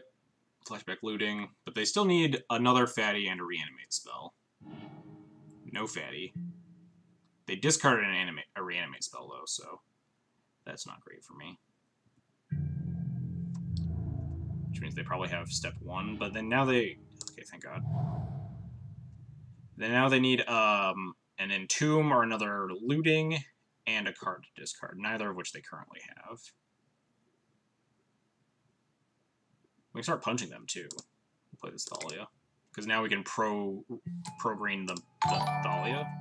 Ooh, we got a notification. Let me find it. I have like 8,000 tabs open, I'm sorry. Here we go. Commander Root has followed. Thank you for your support. I really appreciate it.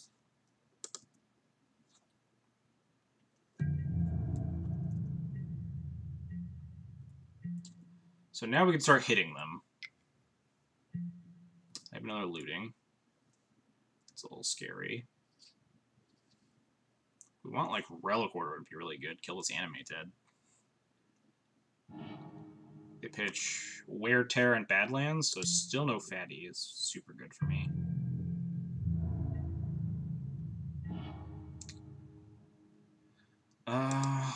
Revoker doesn't do a whole lot. Probably does more than Ethersworn. Start hitting him with this Thalia, though. Green.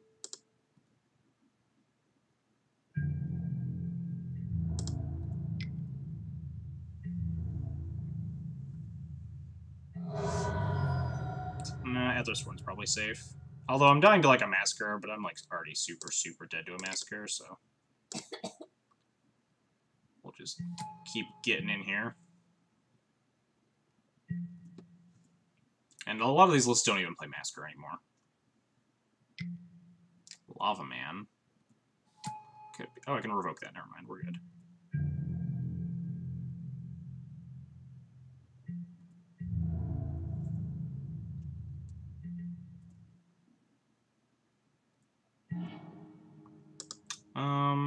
Do I start getting in with both of these? Probably. Maybe not. Maybe not quite yet. My opponent can crack back for 6, which is kind of a lot.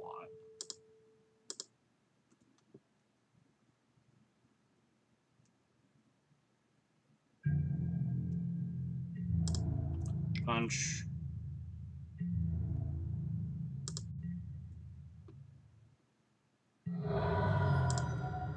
Cast a Revoker, Revoker Lavamancer. Oh, they have an Entomb. That's also not good for me. What are they entombing here? Like Elishnorn? If they have, like, if the last card is a reanimate spell, we're just boned. But them's the breaks. We were trying.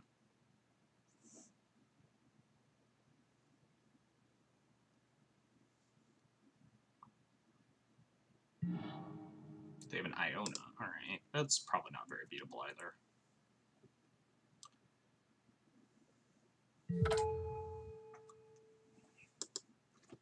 Grim Lava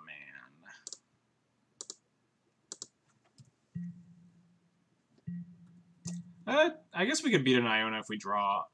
No, we need a flyer and we can't cast anything if they just reanimate this Iona. This is another animate dead. It's a reanimate. Aren't they just dead? They're just, like, taking 1 billion damage here, going to 4. Oh no, they're not dead, except to like double pro colors.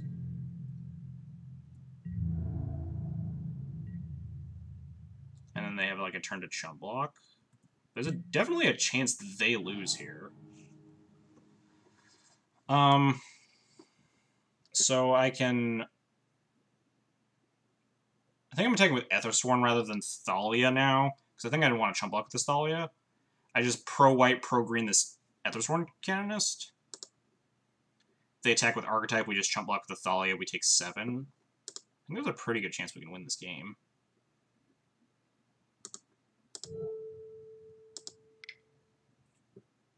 Because they can't attack with everything, otherwise they just have lethal. I have lethal next turn. I need to be sure to pro-green it first, otherwise I can't mom it.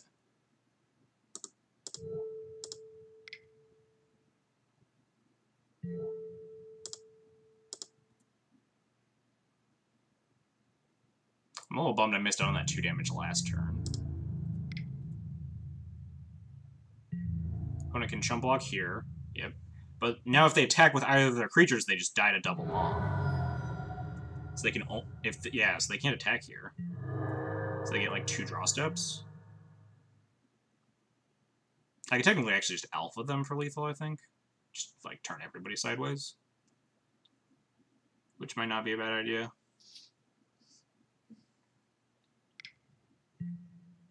Opponent has an Entomb, that's not going to do you enough. Grizzlebrand, sure. That definitely doesn't do enough, because they can't reanimate it this turn.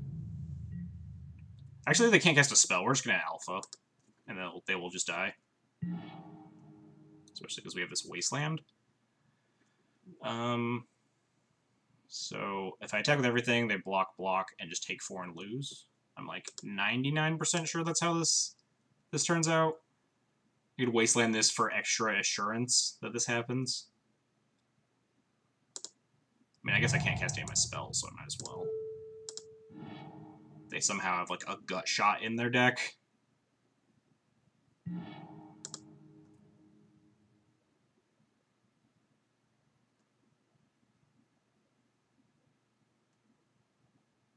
Opponent is dead. This is 4 damage.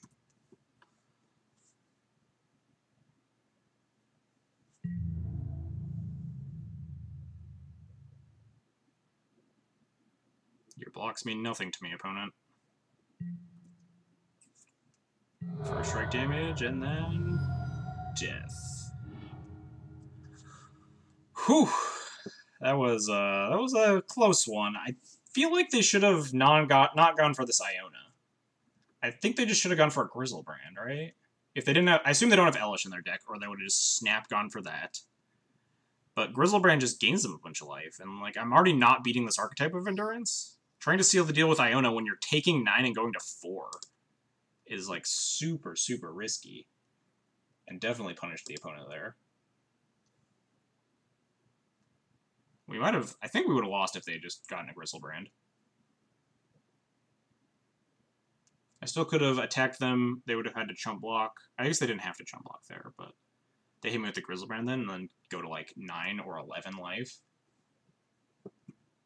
And then we have to draw an answer to the Animate Dead into an answer for the Grizzlebrand. I guess we had the Plow already. So we could have just drawn, like, a Leonin Relic Order or a Council's Judgment. Anyhow. Black Reanimator. 42 games. 25 wins, 17 losses. 11 match wins. All right, let's go into round 5. Oh god, we're 4-0. 4-0. The trophy match is always super nerve-wracking.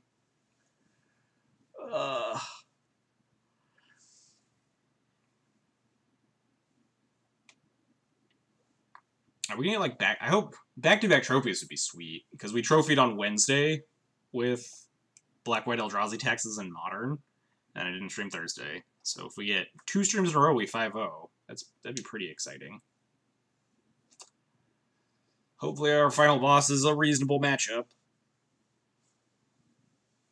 Hopefully the final boss isn't like Tess or Elves or some like Belcher nonsense. Alright, moment of truth.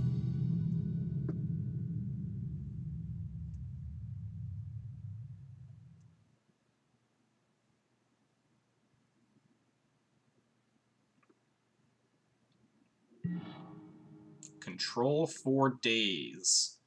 Does that mean they're on Miracles or Delver? Control deck or a Days deck? I do dig the name, though. Ugh. This hand is super slow.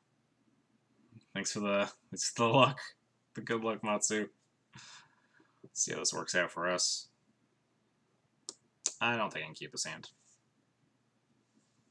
If my opponent's on Delver and we're on the draw, we are just literally never, ever, ever going to win. The only deck this hand can have a chance against is like check pile. My opponent mulligans to 6 as well, so I'll join them. Alright, go to 5, that's fine. We don't need lands. I would have kept this on a 1-lander, but... Come on, keepable. I have to keep this on 5. This Cavernous Soul is going to punish me. I want to cut it for a Plains, I just haven't cut it until Brightling comes out. But we can't go to 4. Scry Plains to the top, please. I'll take, like, any... I think I actually do need to scry this to the top.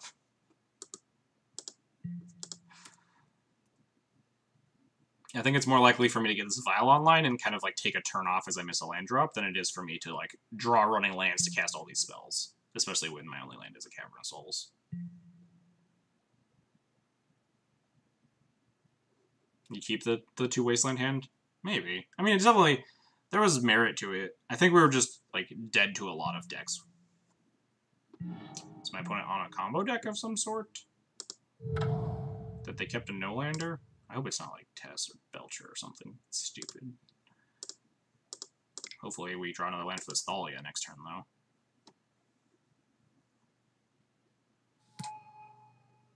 My opponent, like, went through their steps, too, so it's not like they just F6'd that turn.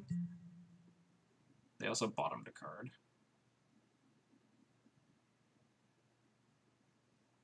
Please don't actually be Belcher. I've never played against Belcher on Moto. Oh, pretty big fuck up there. Oops, says my opponent. So, I guess they did F6 their turn. Blind Therapy me. On basic Swamp. So, like, maybe they are on Storm? Yeah, they named Thalia. Which, now we're totally up shit creek.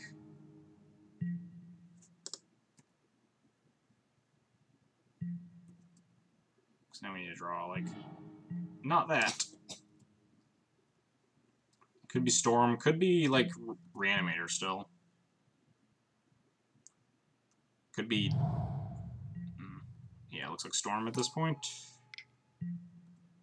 Apparently not that big of a fuck-up by the opponent if they're just going to turn 3 ad nauseam me instead of turn 2 ad nauseam me. Hit 3 Lions on Diamonds!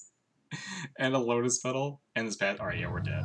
They hit Past in Flames, Infernal Tutor, triple Lion's Eye. Yeah, we're boned.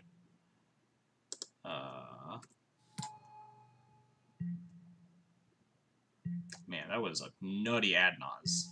That we were also still super dead too, but yeah, opponent already knows my hand. I don't care. They're just going to LED, LED, LED, Past in Flames, Dark Rit, Cabal Rit, Infernal Tutor, whatever.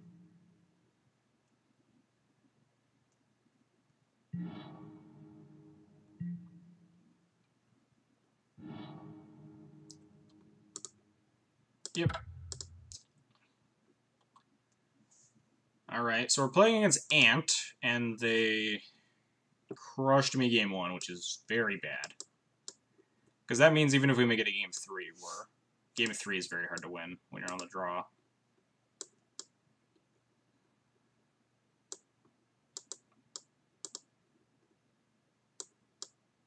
I'd probably just do cuts like this. I'd probably rather cut Avenger than Crusader, because Crusader plus Sword just kills them in a hurry. I keep in Battle Skull to beat like the Empty the Warren's hands. None of these other cards are good, right? Relic Order's debatably good. I think I'd rather have like a Relic Order than a Mirren Crusader. Relic Order can, in connection with Vile, can try to mess up like LEDs, and it beats Dread of Knights if they have them. It can eat Chrome Moxes. So it's not unreasonable.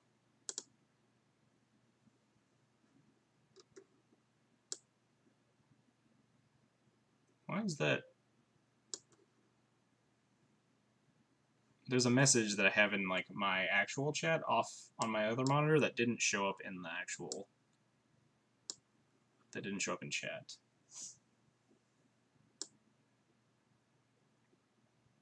But what's up, Frozen Sun? I don't know why. Is it like, it doesn't look like it's a whisper, right? Looks like they're just talking in my chat. Whatever. Your thing hates me, that's why. But like, usually if it gets auto-modded, there'll be a message that says, your message, like, would you like to pass this message through or whatever. But this one just shows up and then didn't show up over here. Like, maybe they wanted to slide into your DM. Like, I can pull it up, like, right here. We can see that he said, hey girl, hey. But it didn't show up in actual chat. What are we up against? We're down a game against Ant right now. Yeah, I think I'll bring in Relic Order rather than, like, a Crusader. Tess? I think it's Ant, not Tess. Could... Yeah, we didn't see any, like, Rite of Flames or nonsense. Yeah,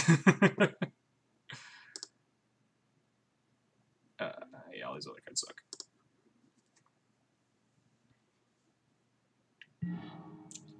Alright, I would like to play first. I'd like to not die to my opponent. The soft hate is always so awkward because, like, Surgical, Rest in Peace. I guess Surgical would actually would have beaten my opponent's hand in that game, but Rest in Peace is, like, pretty soft hate against my opponent. Can I afford to, like, mull this, though, to try and hit Thalias and Ethersworns? This hand is, like, not super exciting. It's just Mom into Stoneforge. I might not even play the Rip because it's so bad with the Surgical. I think Surgical is like almost a better hate card than Rip is in this matchup.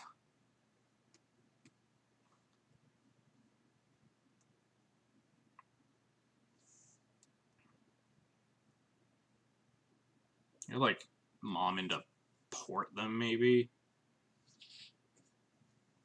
I'm not sure if this hand is worth mulling, though. I don't think it is. But it's definitely close. On the play, we're more likely to be able to actually win by aggressively mulliganing for our hate. On the draw, we just need to get a little bit lucky.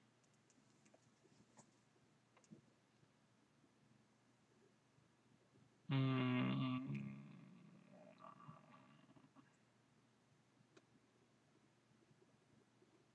gonna keep it and probably get super punished. Because we also have the Mind Break trap in our deck, so we have like 7 cards we're trying to hit. We're trying to mulligan into between Mind Break, Ethersworn, and Thalias. I don't know if it's worth. What? Nothing. What are you doing? Why are you making noise?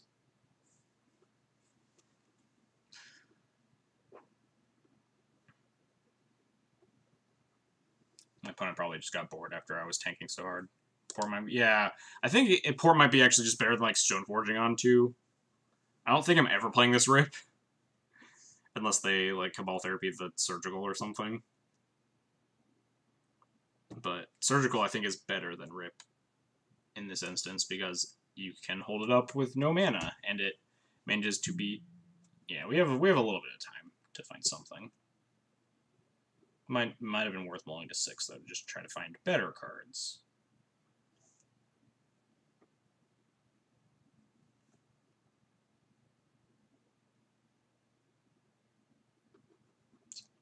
Well, if we draw, let's just top deck the Thalia or the other Sworn and make life easy.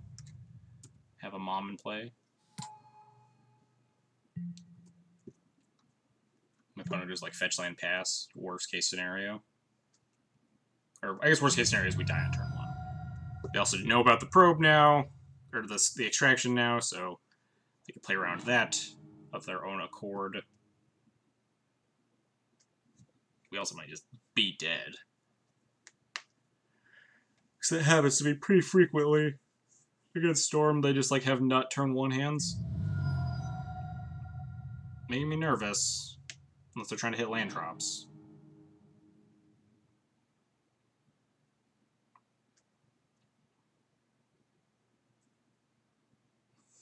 Long pauses against Storm is usually, alright, can I kill him right here? Which is very scary. Am I dead? Guess I probably shouldn't have 6. There's 6 my opponent. Oh, just fatal pushing the mom? Alright. It's dead. You nailed it. The Vial's not super good. Would rather have had this Vial on turn 1 than the mom. If I draw a 3rd land, I can, like, Vial port them next turn, but... Yeah, this Stoneforge isn't doing shit. This Rashadan port is much more likely to be able to stall than... Opponent says, surgical extraction plus rip equals combo.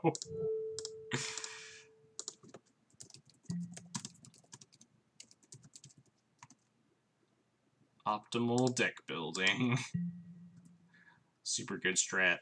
Extract Probe. I don't think it's worth it to just Extract Probe. Just like, if anything, I would like Extract Fatal Push and Slam Rest in Peace. Ooh, my opponent doesn't have another land. That's really good for me. Please hit a 3rd land, deck, or like a Thalia. Ooh, 3rd land, alright. 3rd land's good, which means we can play this Vial and keep porting them.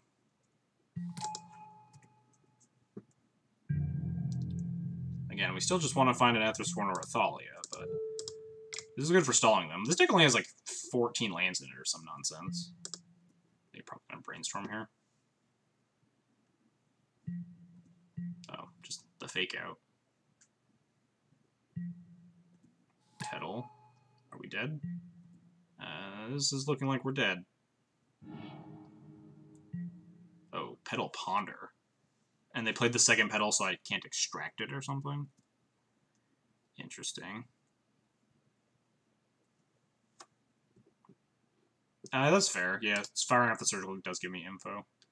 But I don't want to fire off the Surgical until I'm, like, also have a chance to play a Rest in Peace. Like, if I draw another land next turn, they shuffled on their Ponder, and then didn't hit a land drop. Useful info. Ooh, hoo, hoo, hoo. That's a good one. We're just gonna play this Thalia. And have Caracas up. Probably should have Surgicaling the push doesn't matter because we have this Caracas. This game I think is over now because we get this Vial on 2 to protect the Thalia and stuff. This game gets to be pretty close to over after that. I don't want to Surgical the Ponder. I guess they shuffled off their Ponder, so it doesn't matter like trying to mess them up off of cards. If I need a Surgical, I can always... Yeah, this shouldn't matter. Take this Vial up to 2. Put your Wasteland too? Jesus. What's it like to have it all, me?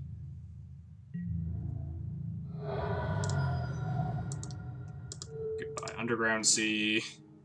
Port their Volcanic. Have Caracas for this Thalia.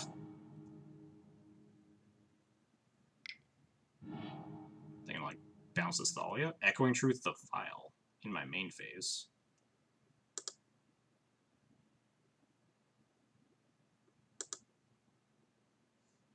Maybe I Surgical as Fatal Push now? Do I replay the Vial, or do I just keep porting their Volcanic? They're at 13. Oh, I was supposed to put in Stoneforge. I'm an idiot. Too busy thinking about, like, Thalia stuff. I was supposed to, like, just get a Stoneforge in for free.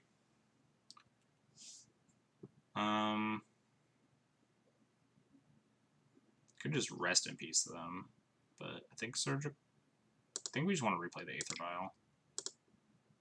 But yeah, definitely supposed to put in Stoneforge. I'm dumb.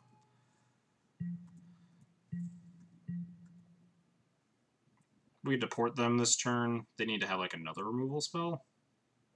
Oh yeah, they're just dead anyway. Cool.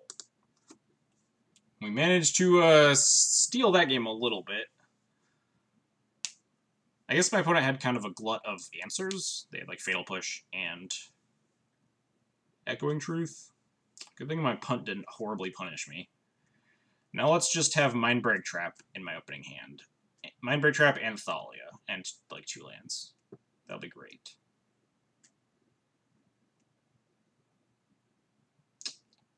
I'm gonna run it back. It turns out none of my hate cards. I guess the Surgical might have mattered. My opponent might have just not been able to go off into the Surgical, for all I know. Ugh. Alright, we ship this hand at this point. On the draw, we definitely need to mulligan aggressively for something to do on turn 2. Alright, yeah, this is much better. Even if they, like, therapy this Canonist out of the way, we're gonna bottom this. We just hope we don't die on turn 2 with this hand, because we have Mom into Ethersworn, which is really, really good. Please just, like, yeah, Ponder. Yes. And then also don't kill me next turn. I would really appreciate that.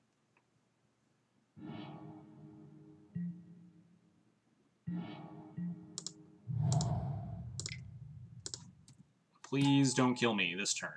Just don't do it. Don't do it, opponent. Please. Oh no, they're killing me. No. I mean, this is as best as we could do.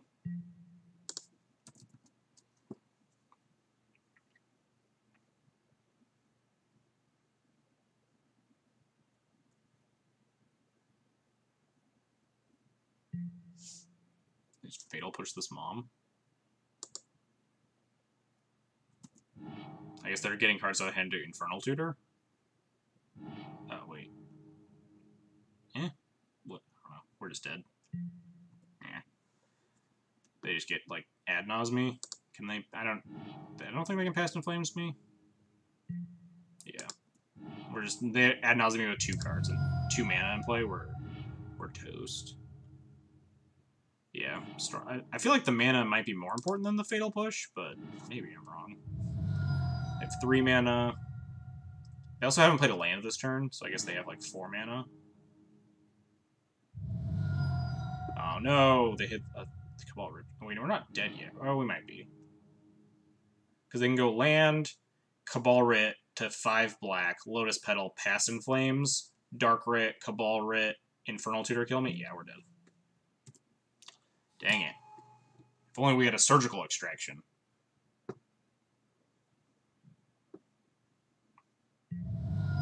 And they probe me to check if the coast is clear. I mean, if the coast wasn't clear, we just Surgical this Infernal Tutor, and they're pretty dead.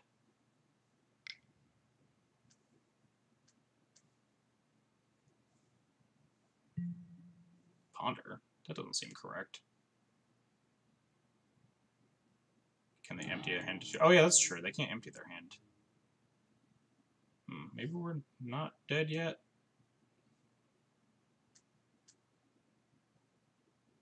They can always just therapy this Ethersworn, which means I don't have lethal. Fetch with Misty. They can, like, Brainstorm here. Yep. I actually just should be keeping track of the cards in their hand. Wasn't really thinking about that.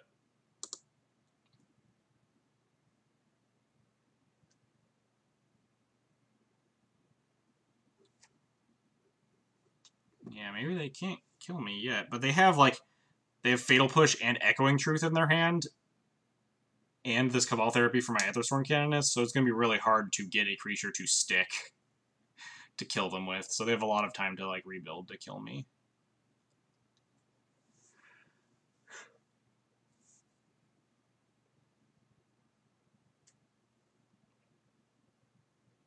They're at 1 life, so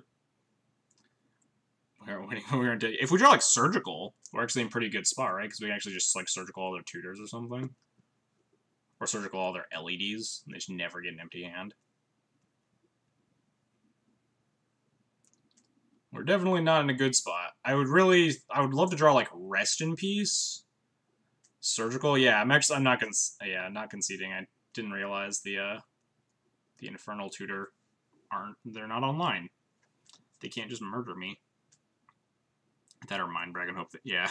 Hopefully they walk into Mindbreak Trap or something like that. We'll see. I think Rest in Peace and Surgical are some of our best draws here. They can stall for so long. They just, with their black mana, they therapy the Ethersworn. I go, like, land port. I can't even cast this Flicker Wisp to threaten to kill them until I draw another white source.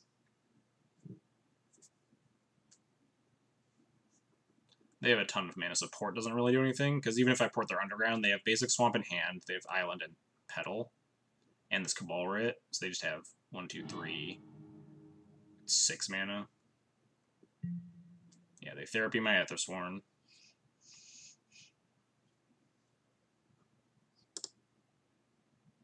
They could even, like, Infernal Tutor for another Fatal Push if they really wanted to.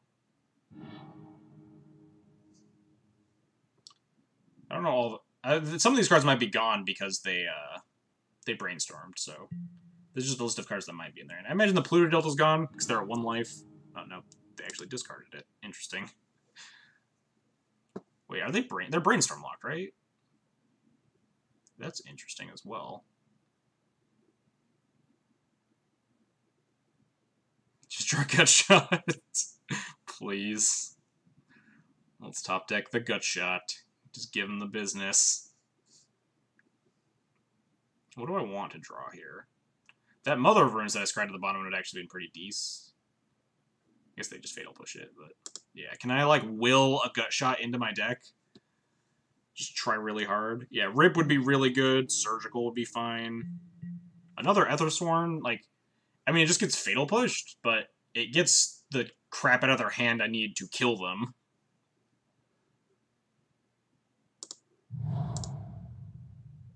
There's no reason to sit on this. I don't think I'm dying yet.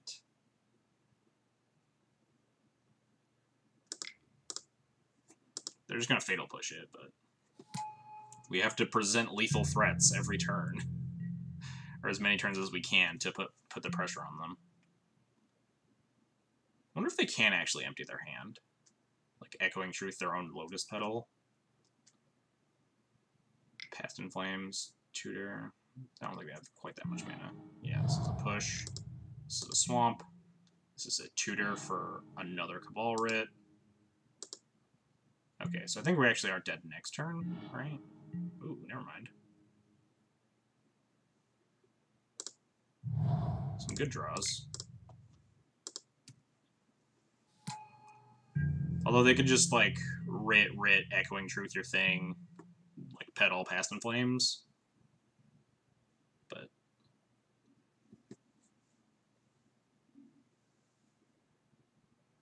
Oh, that doesn't quite work. They need another land, right, to do that?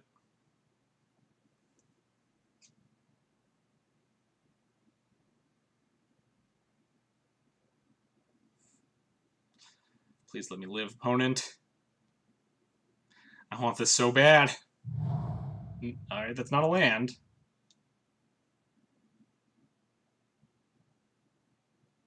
Their hand is Ritual, Past in Flames, Echoing Truth. But if they Echoing Truth, they can't Past in Flames. Yeah. Yeah, they don't have the blue or the red they need to Echoing Truth Past in Flames if they lead on the writ. Because they would need another land. If they Echoing Truth here, then they only have the 1 mana, so they can't start Cabal Writting. And if I get my turn, I get to attack them for lethal, and they need defensively Echoing Truth, and I recast the Thalia. Which they might still be enough. Maybe not with this port on their stuff too.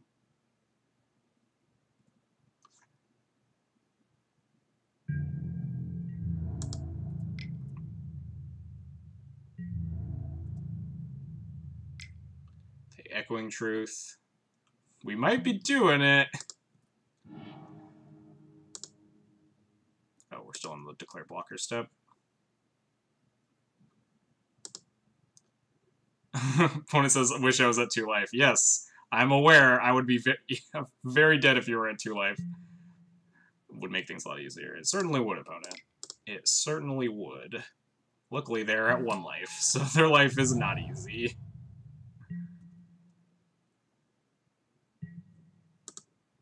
We get to Rashad port them, too.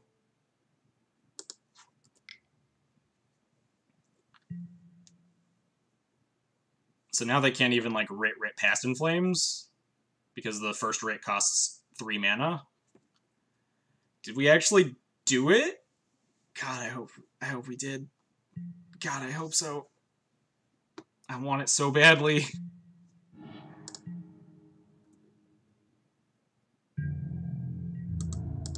Kill. Kill. Die. Die, opponent. Chain of Vapor. Ugh. Oh no. Port the Delta. Don't let him take this for what? The Port of the Delta is just BM, right? Like, this is, like, I'm still not 100% winning. This Chain of Vapor happens now. I can't sack this to do anything relevant. We just let it happen.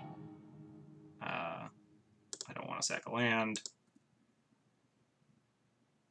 Wish I would have drawn, like, Wasteland at this point, but I can only ask for so many godly top decks.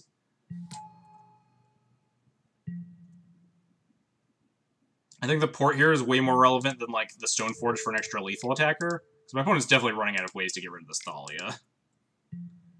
My opponent just needs a mana-producing land. And I think they might be able to kill me. Or, like, a Dark Writ.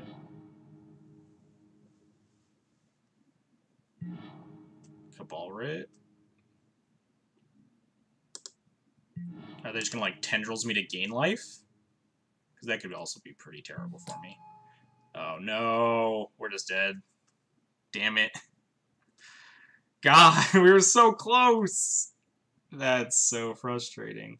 Oh, wait, no. If I sack a land to bounce their Lotus Petal, it doesn't matter, because then I don't get to port them. It's one land either way.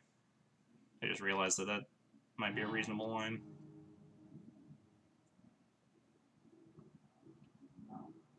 What are they doing? Are they gonna, like... Oh, they're gonna Infernal Tear for, like, a Fatal Push here. No. We might just be dead anyway, yeah. Because they have 2 mana left here, and they get 2 Dark Writ, Cabal Writ, Infernal Tutor again. Damn it. We were so close! Ugh. We were so close!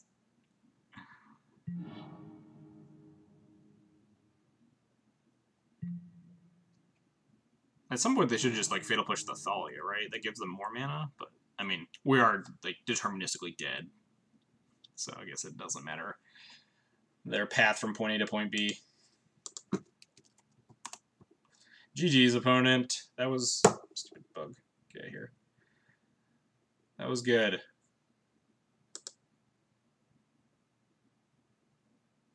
Really gave us a run for our money. Did you lose? Yeah, we died. Very, very close game. Sucks to be you. We missed the trophy by a single top deck LED. Wasn't sure if you had Surgical or Mind Break. Can't cast the... Oh, yeah, anyway.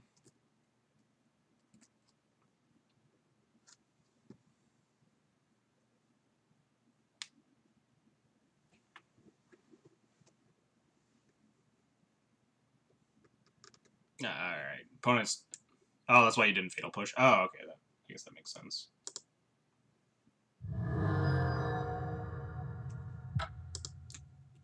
And 4-1.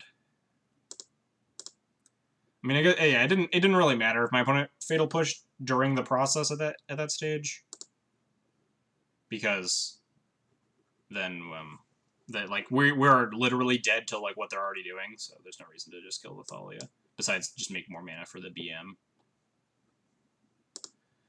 Ugh, we were so close. Oh well. Where's Ant? 17 matches against Ant, 44 games, 23 wins, and 21 losses.